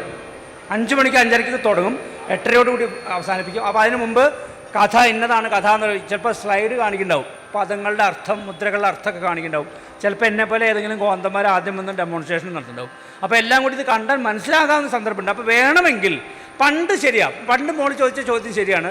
പണ്ട് ഇത് ക്ഷേത്രങ്ങളുമായി ബന്ധപ്പെട്ടുള്ള, അതായത് സെക്യുലർ സ്വഭാവം ഉണ്ടായിരുന്നില്ല. ഈ കല ഒരു പ്രത്യേക വിഭാഗത്തിന് മാത്രമുള്ളതാണ് എന്നൊരു ധാരണ ഉണ്ടായിരുന്നതിനെ നമ്മൾ എന്നോ ബ്രേക്ക് ചെയ്തിട്ടുണ്ട്. അവസരങ്ങളുണ്ട് കാണണമെന്ന് ആഗ്രഹമുള്ളവർക്ക്. അതുകൊണ്ടാണല്ലോ കലാമണ്ഡലം ഹൈദരാലി കഥകളി പാട്ടുകാരനായത്. കഥകളി കാണാതെയല്ലോ. കലാമണ്ഡലം ഹൈദരാലി എന്ന് പറഞ്ഞ കഥകളി പാട്ടുകാരനായി, മരിച്ചുപോയി. അദ്ദേഹം വടക്കാഞ്ചേരിക്കാരനാണ്, ഓട്ടുപാറക്കാരനാണ്. അദ്ദേഹം കലാമണ്ഡലത്തിൽ കഥകളി സംഗീതം പഠിക്കാൻ പോയത് ചേർന്ന് തന്നെ ഇതിനങ്ങനെ ഒരു മുഖമില്ല. പക്ഷേ അങ്ങനെ ധാരണ. മോൾക്ക് സൗകര്യമാണ്. ആലുവയിൽ നിന്ന് എടപ്പള്ളിയിൽ എല്ലാ മാസവും കഥകളി നടക്കുന്നുണ്ട്. അത് വെറുതെ കഥകളി നടത്തുകയല്ല, അത് എന്താണ് കഥ എന്ന് മുൻകൂട്ടി അറിയിച്ച് പറഞ്ഞ് നോട്ടീസ് തന്ന് അവിടെ സ്ലൈഡ് കാണിച്ച് അതിൻ്റെ. അപ്പോൾ ഒരു പ്രാവശ്യം കണ്ടാൽ ഒരു പക്ഷേ ഒന്നുകിൽ ഇനി കാണണ്ട തീരുമാനിക്കും, അല്ലെങ്കിൽ ഇനി തീരുമാനം ഉണ്ടാവും എന്നുള്ള കാര്യത്തിൽ എനിക്ക് യാതൊരു സംശയമില്ല. അപ്പോൾ അടുത്ത മാസത്തെ അടുത്ത നമ്മളുടെ അഡ്രസ്സ് മേടിച്ച് വെക്കണേ. 22-ാം തീയതി ഫ്രീ ആണെങ്കിൽ പോരെ. എന്താ കഥ? ഉത്തരാസം വരെ. എവിടെ വരാം ആവും. അപ്പോൾ അവൾ പോവും. അപ്പോൾ ആദ്യത്തെ കാഴ്ച തന്നെ ഉത്തരാസമരം വേണോ? ഉത്തരാസമരത്തിൽ ദുര്യോധനൻ്റെ നല്ല പ്രയോഗമുണ്ട്. കേകി നിൻ മുഖം കണ്ട് ചന്ദ്രൻ എന്ത് ചിന്തിച്ചു, ഏകാന്തം വിരഹത്തെ ശങ്കിച്ചിതാ. ഒരു വെറുതെ ദുര്യോധനൻ്റെ ഭാര്യയുടെ പേര് ഭാനുമതി എന്നാണ്. ഒരു രണ്ടാളും കൂടി ഇങ്ങനെ ഉദ്യാനത്തിൽ നടക്കുമ്പോൾ ഇപ്പോൾ ഈ ഭർത്താക്കന്മാരുടെ ഒരു പ്രധാനപ്പെട്ടൊരു തന്ത്രം എന്താ വെച്ചാൽ ഭാര്യമാർ സുന്ദരിമാരാണെന്ന് പറയുക എന്നുള്ളതാണ്. തിരിച്ച് ഭാര്യമാരും പറയും നിങ്ങളെപ്പോലെ ഹാൻസമായിട്ടുള്ളൊരു എന്ന് പറയും. അപ്പോൾ ഉറപ്പിച്ചുകൊണ്ടു അതിൻ്റെ ഉള്ളിൽ എന്തോ ഉണ്ട്. ഏതായാലും ദുര്യോധനൻ ഭാനുമതിയോട് പറയുന്നത് നിൻ്റെ മുഖം കണ്ട ചന്ദ്രനെ പോലെ ശോഭിക്കുകയാണ്. അപ്പോൾ അവിടെ കോകി എന്ന് പറഞ്ഞൊരു പക്ഷിയുണ്ട്, ചക്രവാകം. അത് കവിഭാവന, അങ്ങനെ പക്ഷിയില്ല. ആ പക്ഷിയുടെ ഭർത്താവ് എന്താ വെച്ചാൽ രാത്രിയായ മൂപ്പര് എവിടെയോ സെറ്റപ്പ് ഉണ്ട്. ചന്ദ്രൻ ഉദിച്ച് കഴിഞ്ഞാൽ എപ്പോൾ വരാട്ടോ അതുകൊണ്ട് മൂപ്പര് പോക്കാൻ പോകും. അപ്പോൾ ഈ ഭാനുമതിയുടെ മുഖം ഉദ്യാനത്തിൽ അങ്ങോട്ട് കണ്ടപ്പോൾ ഈ പെൺ ചക്രവാക പക്ഷിക്ക് എന്ത് തോന്നി? അയ്യോ ചന്ദ്രൻ ഉദിച്ചു, ഈ ചങ്ങായി ഇപ്പം പോവുമല്ലോ. അപ്പം ഈ പക്ഷിയുടെ മുഖത്ത് 2 ഭാവങ്ങൾ വന്നു എന്നാ. അതെന്താ?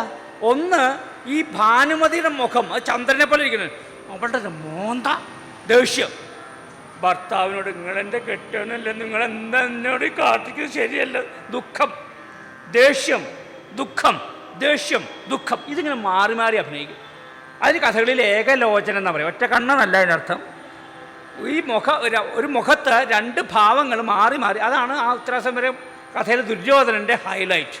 മോള് വേണമെങ്കിൽ അത് കണ്ടിട്ട് തിരിച്ചു നോക്കാം. ഒരു കത്തിവേഷമാണ് ദുര്യോധനൻ. കത്തിവേഷം തെരനോക്കൊക്കെ ഉണ്ട്, ആലവട്ടമൊക്കെ പിടിച്ച്. അപ്പോൾ അത് കണ്ടാൽ ചിലപ്പോൾ നിനക്ക് ഇഷ്ടപ്പെടാൻ സാധ്യതയുണ്ട്, അല്ലെങ്കിൽ നീ തീരുമാനിക്കും, നീ വേണ്ടാന്ന് തീരുമാനിക്കും. ഏതെങ്കിലും ഒന്നുണ്ടാവും. ഇനി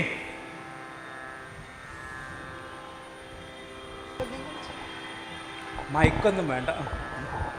കഥകളിക്ക് ഈ 3 വാദ്യങ്ങൾ മാത്രമേ ഉള്ളൂ. അതായത് ചെണ്ട, തബല, ദെൻ ഇളത്താളം, അത് മാത്രമേ ഉള്ളൂ.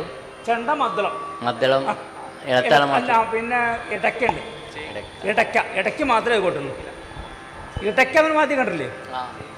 കേട്ടിട്ടുണ്ട്, പക്ഷേ കണ്ടില്ല. അത് കഥകളിലാ. ഇനി അത് ചോദിച്ചത് നന്നായി. കഥകളിൽ സ്ത്രീവേഷങ്ങൾക്ക് ചെണ്ട ഉപയോഗിക്കില്ല. അതെന്താ പെണ്ണുങ്ങൾക്ക് എന്താ ചെണ്ട ഉപയോഗിച്ചെന്ന് ചോദിക്കണ്ട. താണ്ഡവം, ലാസ്യം എന്ന് നൃത്തത്തെ 2ആയിട്ട് തിരിച്ചിട്ടുണ്ട്.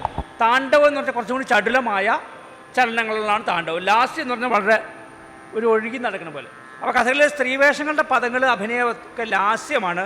അവിടെ ഇത് ആസുരവാദ്യം എന്നാ പറയുക. അസുരന്മാരുടെ ആകാശിനെ കണ്ടുകൊണ്ട് എഴുതിയതല്ല, അല്ല പറയണതല്ല. ഈ ആസുരവാദ്യമായ ചെണ്ട സ്ത്രീവേഷങ്ങൾക്ക്, പക്ഷേ എല്ലാ സ്ത്രീവേഷങ്ങൾക്കും അല്ല. ഇപ്പോൾ പൂതനാമോക്ഷം, പൂതന രാക്ഷസിയാകുമ്പോൾ ചെണ്ട വരും. പൂതന ലളിതയാവും, സുന്ദരിയാവും, അപ്പം മദ്ദളം മാത്രമാവും. ആ മദ്ദളത്തിൻ്റെ കൂടെ ചെണ്ടയുടെ സ്ഥാനത്ത് ഇടയ്ക്ക വരും. ചെണ്ടയുടെ അതേ ധർമ്മം അല്ലേ, അതേ ധർമ്മമാണ് ഇടയ്ക്ക് നിർവഹിക്കുക. മനസ്സിലായി? ചേങ്ങില എന്നൊരു സാധനമുണ്ട്, ഒരു പ്ലേറ്റ്, വട്ടത്തിലുള്ള പ്ലേറ്റ്, അതിൻ്റെ മുകളിൽ ഇങ്ങനെ മുട്ടും. 2 പേരെ പാട്ടുകാരുണ്ട്.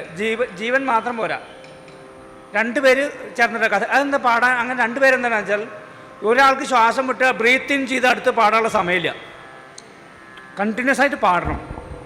അപ്പോൾ ഒരാൾക്ക് ഒരു ത്രൂ ഔട്ട് ഒരു അരങ്ങ് മുഴുവൻ അപ്പോൾ അതിനെ ആ ജോലിയെ ഡിവൈഡ് ചെയ്തു, 2 പേർക്ക് കൊടുത്തു. അതിൽ പ്രധാന പാട്ടുകാരനെ പൊന്നാനി ഭാഗവതർ എന്ന് വിളിക്കും, സഹഗായകന് ശിങ്കിടി പാടുക എന്നൊരു പ്രയോഗമില്ലേ നമ്മൾ, ശിങ്കിടി എന്ന് വിളിക്കും. ഓക്കെ. രാവിലെ ഉച്ചയ്ക്കൊന്നും അവതരിപ്പിക്കില്ല, ഒരു സന്ധ്യ കഴിഞ്ഞിട്ടേ അവതരിപ്പിക്കുള്ളൂ. അതെന്താ അങ്ങനെ? വേറെ ദുരുദ്ദേശമൊന്നുമില്ല. ഒന്നാമത് ക്ഷേത്രകല എന്നുള്ള പ്രയോഗം തെറ്റാണ്. കഥകളി ക്ഷേത്രകലയല്ല. കഥകളി ക്ഷേത്രകലയല്ല. ക്ഷേത്രകല എന്ന് പറഞ്ഞാൽ ക്ഷേത്രവുമായി ഇതെൻ്റെ മാത്രമാണ് കേട്ടോ, വേറെ ആരുമില്ല. ഇതിന് എന്നെ മാത്രം തല്ലിയാൽ മതി. ക്ഷേത്രവുമായി ബന്ധപ്പെട്ടുള്ള കലാരൂപങ്ങൾ ഇരുന്നോളൂ. ക്ഷേത്രത്തിന് ആരാധനയുമായി ബന്ധപ്പെട്ട, ക്ഷേത്രത്തിൻ്റെ ആചാരവുമായി ബന്ധപ്പെട്ടുള്ള കലാരൂപങ്ങളെയാണ് ക്ഷേത്രകല എന്ന് വിളിക്കേണ്ടത്. ഇപ്പോൾ ക്ഷേത്രത്തിലെ ചുവരെഴുത്ത്, അത് ക്ഷേത്രകല എന്ന് പറയാൻ പറ്റില്ല. ആ ചുവരെഴുത്ത് പുറത്ത് വരച്ചാൽ എന്താ ഈ ക്ഷേത്രകല അല്ലാണ്ട് കയ്യിൽ.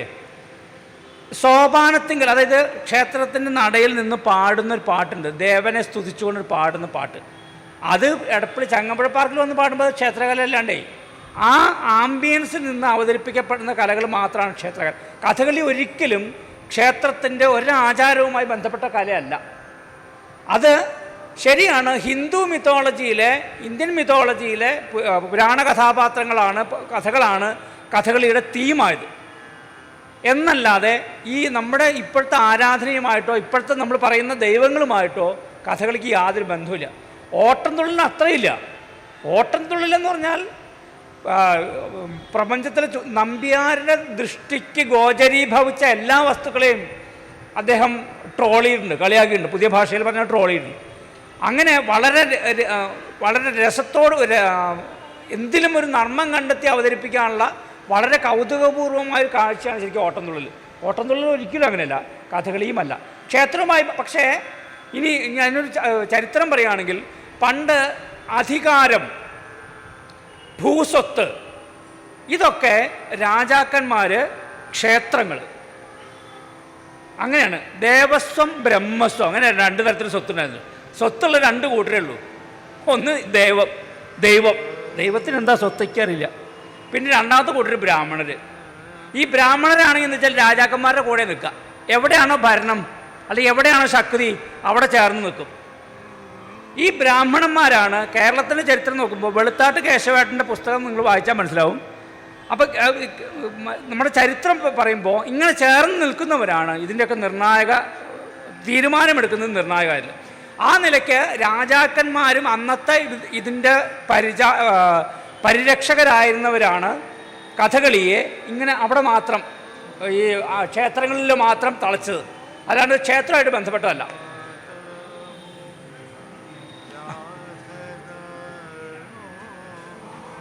മോള് ചോദിച്ച ചോദ്യത്തിൻ്റെ രണ്ടാം ഭാഗം, രാവിലെ ഉച്ചയ്ക്ക് കളിക്കാത്തതെന്ന് വെച്ചാൽ ഇതിൻ്റെ ആഹാരം ഡിസൈൻ ചെയ്തേക്കുന്നത് രാത്രി കളിക്കാൻ വേണ്ടിയിട്ടാണ്. ഈ വേഷം പച്ചയ്ക്ക്, അതാണ് ഈ റോട്ടിൽ കൂടെ പോകണല്ലേ ഫ്ലോട്ട്, അത് കഥകളി പഠിച്ചു വരുന്നാവില്ല കേട്ടോ. ഉപജീവനത്തിന് വേണ്ടി വൈകുന്നേരം 1000 ഉപ്പ് കിട്ടും. എത്ര കിട്ടുമോ അറിയോ? അല്ല, അത്തസമയത്തിനൊക്കെ ഉണ്ടായില്ലേ? തൃപ്പൂണിത്തുറ അത്തസമയത്തിന് നട്ടുച്ച വൈകി 40 ഡിഗ്രി ചൂടത്ത് കഥകളി വേഷം കെട്ടി. പട്ടാളം എന്ന് പറഞ്ഞ സിനിമയിൽ ഇന്നസെൻറ്റിൻ്റെ കഥാപാത്രം കഥകളി വേഷം കെട്ടി കളിക്കുന്നുണ്ട് ഇല്ലേ? അത് കഥകളിയൊന്നുമല്ല, അത് വെറുതെ ഉപജീവനം. തെയ്യം എന്നൊക്കെ പറഞ്ഞ് റോട്ടിൽ കൂടെ നടക്കും. തെയ്യം ശരിക്കും അനുഷ്ഠാന കലയാണ്. അത് MG റോഡിൽ വന്ന് കളിച്ചാൽ തെയ്യല്ലാണ്ടേ. അപ്പോൾ ഈ കഥകളിയുടെ ആഹാരത്തിൻ്റെ പ്രത്യേകത, അതിൻ്റെ വേഷവിധാനത്തിൻ്റെ പ്രത്യേകത, ഇത് ഇരുട്ട്, ഇതിനും ലൈറ്റും ഷെയ്ഡും ഉണ്ട്. പഴയ കാലത്തെ ആ ഇരുട്ടിൻ്റെ പശ്ചാത്തലത്തിലാണ് ഈ വേഷത്തിന് പൊലിമയുണ്ടാവുക. ആ നിശബ്ദതയിലാണ്, രാത്രിയുടെ നിശബ്ദതയിലാണ് ചെണ്ടയുടെയും മദ്ദളത്തിൻ്റെയും ശബ്ദത്തിന് ആ സൗന്ദര്യം നമുക്ക് ദർശിക്കാൻ പറ്റുക, അല്ലെങ്കിൽ കേൾക്കാൻ പറ്റുക. അതുകൊണ്ടാണ് അത് രാത്രിയിലാക്കിയത്. ഇപ്പം പിന്നെ നമ്മൾ രാത്രിയെ പകലാക്കുന്നതുകൊണ്ട് ചിലപ്പോൾ എടപ്പള്ളിയിൽ 5 മണിക്കൊക്കെ കളി തുടങ്ങും. കാരണം നമുക്ക് 8:30 ആകുമ്പോഴേക്കും ഉറങ്ങണം. കൃത്യാന്തര ബാഹുല്യം കൊണ്ട് നമുക്ക് ഉറക്കമൊഴിക്കാനൊന്നും വയ്യ.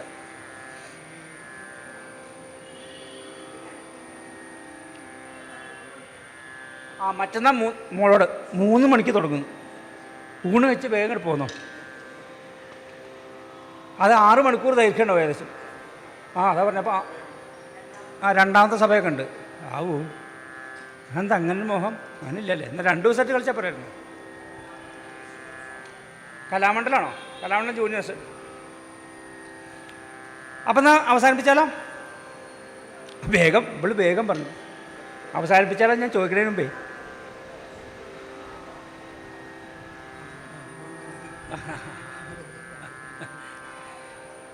അദ്ദേഹം പറഞ്ഞതെന്ന് വെച്ചാൽ, നേരത്തെ ഞാൻ ഇവിടെ അഭിനയിച്ചപ്പോൾ ഒരു വരി തന്നെ, ഒരു പാട്ടിൻ്റെ ഒരു പ്രത്യേക ഭാഗം തന്നെ ആവർത്തിച്ച് പാടിയിരുന്നു.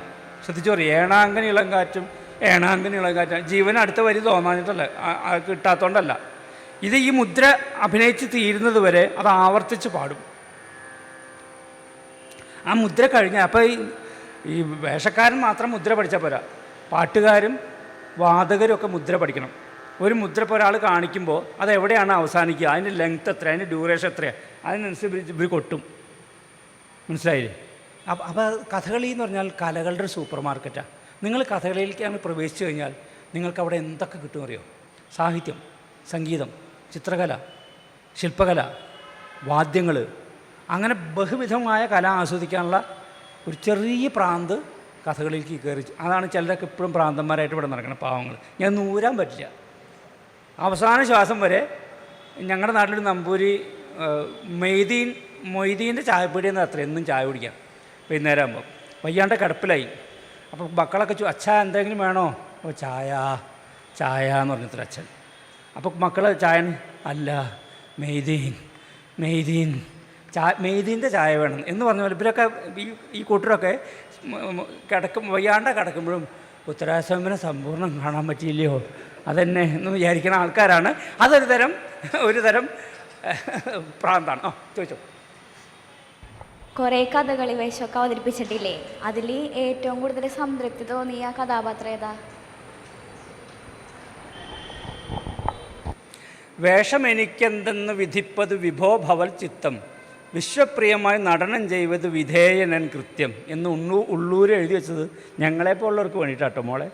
ഞങ്ങൾ ഏത് വേഷം കെട്ടണമെന്ന് ഞങ്ങളല്ല തീരുമാനിക്കണേ. ഞങ്ങളുടെ തൃപ്തിയേക്കാൾ പ്രേക്ഷകരുടെ തൃപ്തിയാണ് ഇതിൽ നിർണായകം. പിന്നെന്താ, ഈ കഥാപാത്രമായി ജീവിക്കുക എന്ന് പറയുന്ന മണ്ടത്തരൊന്നും നമ്മൾ പറയില്ല, കഥകളിക്കാർ പ്രത്യേകിച്ചും പറയില്ല. കാരണം ഇതങ്ങനെ ഞാൻ നളനായി മാറി, ഞാൻ ദമയന്തിയായി മാറി എന്നൊക്കെ ചുമ്മാ തള്ളിവിടാന്നല്ലാതെ, ആ അലീനിയേഷൻ എന്ന് പറഞ്ഞൊരു തിയേറ്റർ കൺസെപ്റ്റ് ഉണ്ട്. അതായത് അന്യവൽക്കരണം.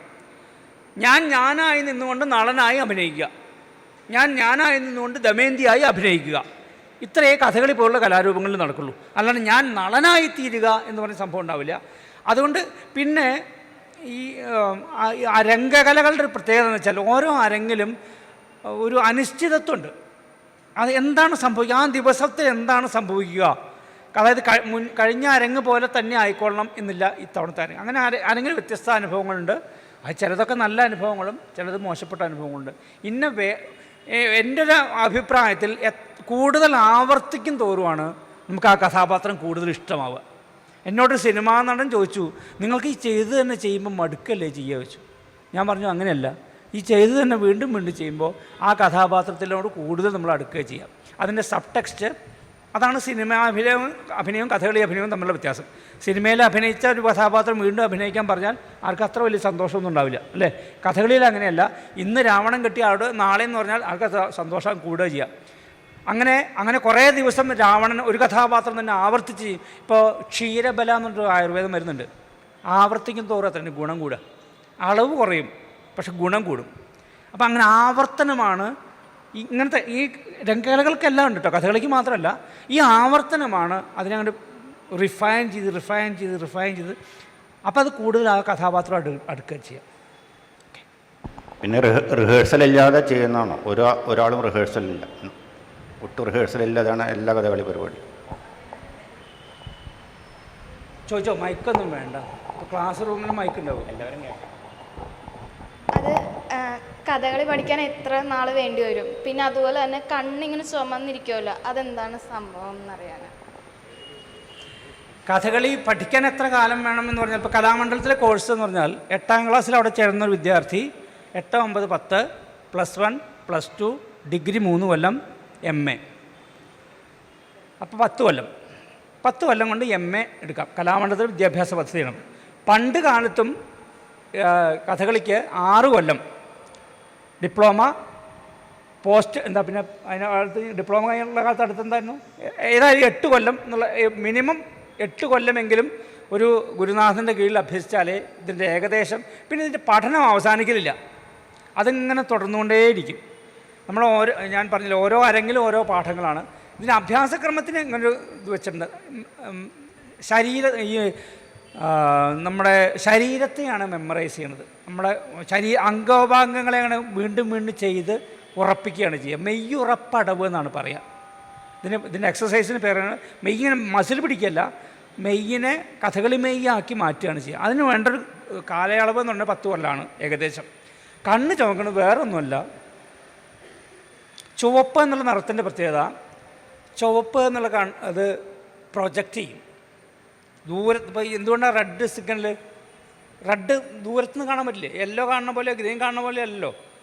ഈ ചുവപ്പ് കണ്ണിൽ ഈ ചുവപ്പ് രാശി പകരുന്നതോടുകൂടി കണ്ണ് അതിൽ കൃഷ്ണമണിയും കൂടി വരുമ്പോൾ ഇതിനൊരു 3 ഡയമെൻഷൻ വരികയാണ്.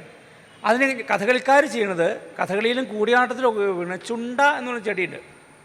ചുണ്ടയുടെ പൂവ്, ചുണ്ട എന്ന് പറഞ്ഞാൽ നമ്മുടെ വഴുതനങ്ങയുടെ അമ്മായിയുടെ മകനായിട്ട് വരും, അതിൽ ഒരേ ഫാമിലിയാണ്. ആ ചുണ്ടയുടെ പൂവിൻ്റെ ഉള്ളിലെ ഓവറി എന്ന് പറയാം, അണ്ടാശയം എന്ന് വേണമെങ്കിൽ പറയാം. അത് ഭാവിയിൽ കായായി തീരുന്ന ആ ഭാഗം അതെടുത്തിട്ട് കയ്യിലിട്ട് ഇങ്ങനെ പതുക്കെ ഞെരടും. നമ്മുടെ ശരീരത്തിൻ്റെ ഊഷ്മാവ് കൊണ്ട് അതിൻ്റെ ജലാംശം ഇങ്ങനെ വറ്റിപ്പോവും, അത് ഡ്രൈ ആവും. ആ ഡ്രൈ ആയ ചുണ്ടപ്പൂവ് ഒരു ചെറിയ തുണിക്കഷ്ണത്തിൽ പൊതിഞ്ഞ് കെട്ടിവെക്കും. മുഖത്തെ ഫേഷ്യൽ മേക്കപ്പ് കഴിഞ്ഞാൽ കണ്ണിൻ്റെ അടിയിലത്തെ പോളയിൽ ഇതിടും ഈ കായ, ഈ ചെറിയ കായ. സാധാരണ നമുക്ക് എന്ത് കണ്ണിൽ പോയാൽ ഇറിറ്റേഷൻ ഉണ്ടാവില്ലേ? ആ ഇറിറ്റേഷൻ കൊണ്ട് തന്നെയാണ് ശരിക്കും ചുമക്കണത്.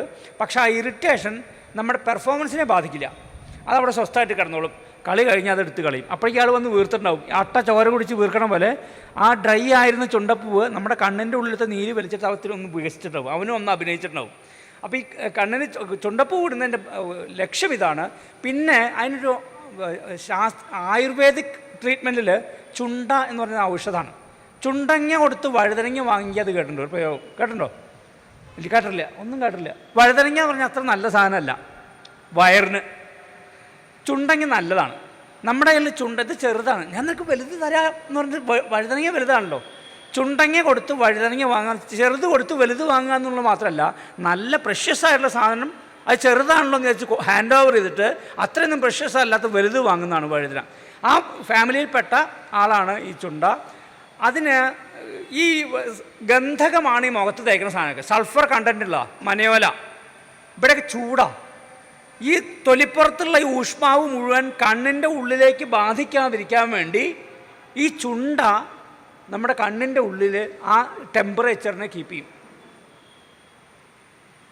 അപ്പം നിങ്ങളൊന്ന് ആലോചിച്ച് നോക്കുക, എന്തൊക്കെ കണ്ണിലിട്ട് നോക്കിയിട്ടുണ്ടാവില്ലേ പണ്ടുള്ള ആൾക്കാർ, പാവങ്ങൾ എത്ര പേരെ കണ്ണ് പോയിടാൻ ചരിത്രത്തിലുണ്ടാവില്ല. ഇത് കൂടിയാട്ടത്തിലാണ് കേട്ടോ ആദ്യം പ്രയോഗിച്ചത്, അതിൽ നിന്നാണ് കഥകളിക്ക് വന്നത്. അത് അപ്പോൾ ഇതിന് പർപ്പസ് ഇതാണ്, 2 പർപ്പസാണ്. ഒന്ന് കണ്ണിന് കൂടുതൽ തിളക്കം കിട്ടുക, 2 കണ്ണിന് ഹാംഫുൾ ആയിട്ടുള്ള മറ്റ് മനയോല പോലുള്ള സാധനങ്ങൾ കണ്ണിലേക്ക് വന്ന് പ്രശ്നമുണ്ടാവാതിരിക്കാൻ കണ്ണിനെ പ്രൊട്ടക്റ്റ് ചെയ്യുക എന്നുള്ളൊരു ധർമ്മം കൂടി ചുണ്ടപ്പൂവ് നിർവഹിക്കുന്നുണ്ട്. ഓക്കെ, ചിലർ വിചാരിക്കും വെള്ളമടിച്ചിട്ടാണ്. വെള്ളമടിച്ച് അത്ര ചോക്കണം വെള്ളമൊന്നും ഇതുവരെ കണ്ടുപിടിച്ചിട്ടില്ല. ഇനിയിപ്പോൾ MDMA ആയിട്ട് പ്രയോഗിച്ച് നോക്കണം, അപ്പോൾ ചോക്കൊന്നും ശരിയില്ല. അപ്പോൾ ടീച്ചർമാരൊക്കെ അതിൻ്റെ ആൾക്കാരാട്ടോ, മനസ്സിലെത്തിക്കൊണ്ടു. ശരി, അവസാനിപ്പിക്കല്ലേ? നീയാണോ ലീഡർ? ആരാ ലീഡർ? എന്നിട്ട് അവൾക്ക് പറയാൻ മതി. എന്നാൽ നിങ്ങൾ വാ, 2 വർത്താനം പറയും ഇപ്പോൾ ഇവിടെ ഉണ്ടായ സംഭവത്തെ പറ്റി, എന്നിട്ട് നമുക്ക് അവസാനം അല്ലേ ടീച്ചറെ? നമസ്കാരം. ആദ്യം തന്നെ സാറിനൊരു വലിയ കയ്യടി നമ്മുടെ ഭാഗത്തുനിന്ന് കൊടുക്കണം. അടിപൊളിയാർന്ന്. ഇവിടെ വന്ന് ഒരു കണ്ണിൻ്റെ ഒരു സംഭവം കാട്ടി കണ്ടപ്പോൾ ഭയങ്കര സർപ്രൈസ് ആയിപ്പോട്ടെ. കണ്ണ് വെച്ചിട്ട് എന്തോ ഒരു സാധനം കാട്ടി ഇങ്ങനെ കാട്ടി, അത് അടിപൊളിയായിരുന്നു. പിന്നെ അതുപോലെ തന്നെ പാട്ട് പാടി ചേട്ടനും ഈ ഇത് കൊട്ടിയ ചേട്ടന്മാരും അടിപൊളിയായിരുന്നു. പിന്നെ ഒരുപാട് ഇത് ചെണ്ട, മന്ദളം, പിന്നെ ഇലത്താളം ഇതൊക്കെ വായിച്ചപ്പോൾ അടിപൊളിയായിരുന്നു. പിന്നെ ഒരുപാട് കാര്യങ്ങൾ പറഞ്ഞു തന്ന്, പിന്നെ കുറച്ച് വേർഡ്സൊക്കെ പറഞ്ഞ് ചിലതൊക്കെ ഓർത്തിരിക്കും, പക്ഷേ ഇപ്പം കിട്ടല്ല, മറന്നുപോയി. എന്നാലും കുറേ വേർഡ്സിനൊക്കെ പറ്റി പറഞ്ഞു തന്ന്. പിന്നെ കഥകളീനെയും ഇവരെല്ലാം സംശയങ്ങളൊക്കെ തീർത്ത് അത്രയൊക്കെ ഉള്ളൂ. Thank you.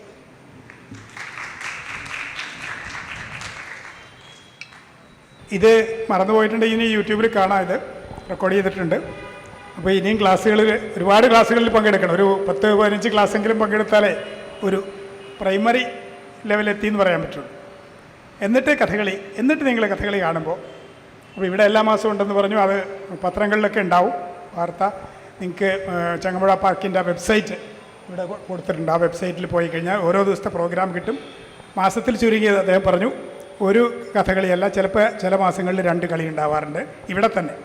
പിന്നെ എറണാകുളം ജില്ലയിൽ തന്നെ കഥകളി നടക്കുന്ന ഒരുപാട് സ്ഥലങ്ങളുണ്ട്. TDM ഹാളിൽ എറണാകുളം കഥകളി ക്ലബിൻ്റെ പ്രോഗ്രാമുണ്ട്. അപ്പോൾ ഇപ്പോൾ പിന്നെ ഈ ക്ഷേത്രങ്ങളിലേക്ക് പ്രവേശിക്കാം, എല്ലാവർക്കും പ്രവേശിക്കാം. ക്ഷേത്രങ്ങളിൽ ഉത്സവകാലത്തുണ്ട്. പറവൂർ കഥകളി ക്ലബ്ബുണ്ട്, തൃപ്പൂണിത്തുറ, ഇതൊക്കെ കഥകളി നടക്കുന്ന സ്ഥലങ്ങളാണ്. ഇവിടെ എവിടെ വേണമെങ്കിലും നിങ്ങൾക്ക് പോകാം. അപ്പോൾ കൂടുതൽ അറിയാൻ ശ്രമിക്കുക. നിങ്ങൾ ഭാവിയിൽ മികച്ച അധ്യാപകരായി മാറട്ടെ. അപ്പോൾ പുതിയൊരു തലമുറയെ കലാസ്വാദകരാക്കി മാറ്റിയെടുക്കുക എന്നുള്ളതാണ് നിങ്ങളുടെ ഡ്യൂട്ടി, ധർമ്മം. അതിൻ്റെ ഒരു തുടക്കമായിരിക്കട്ടെ ഇതെന്ന് ആശംസിക്കുന്നു. കഥകളി കൂടുതൽ കണ്ട്, ഇത് പറഞ്ഞും ഇപ്പോൾ ഇതുപോലെ ക്ലാസ് എപ്പോഴും നിങ്ങൾക്ക് കിട്ടിയെന്ന് വരില്ല. ആ കിട്ടുന്ന അവസരം ഉപയോഗിക്കുക. കൂടുതൽ കണ്ട് മനസ്സിലാക്കാനും അടുത്ത നിങ്ങളുടെ, കാരണം ഈ കല നിങ്ങൾക്ക് ഒരിക്കലും ദോഷം ചെയ്യില്ല, ഗുണേ ചെയ്യുള്ളൂ. ഇത് നിങ്ങൾക്ക് ലഹരിയായി മാറിയാൽ മറ്റൊരു ലഹരിയും തേടി പോകേണ്ടതില്ല എന്ന് നിങ്ങൾ പഠിക്കുകയും നിങ്ങളുടെ കുട്ടികൾക്ക് പറഞ്ഞു കൊടുക്കുകയും ചെയ്യുക. എല്ലാ ആശംസകളും. പിന്നെ ഇശപ്പള്ളി രാജീവൻ മികച്ച കഥകളി നടനാണ്. അദ്ദേഹത്തെ സപ്പോർട്ട് ചെയ്തിട്ടുള്ള എല്ലാ കലാകാരന്മാർക്കും എടപ്പള്ളി കഥകളി ആസ്വാദക സദസ്സിൻ്റെയും നിങ്ങളുടെ സ്കൂൾ വിദ്യാരംഗം കലാസാഹിത്യ വേദിയുടെയും നന്ദി.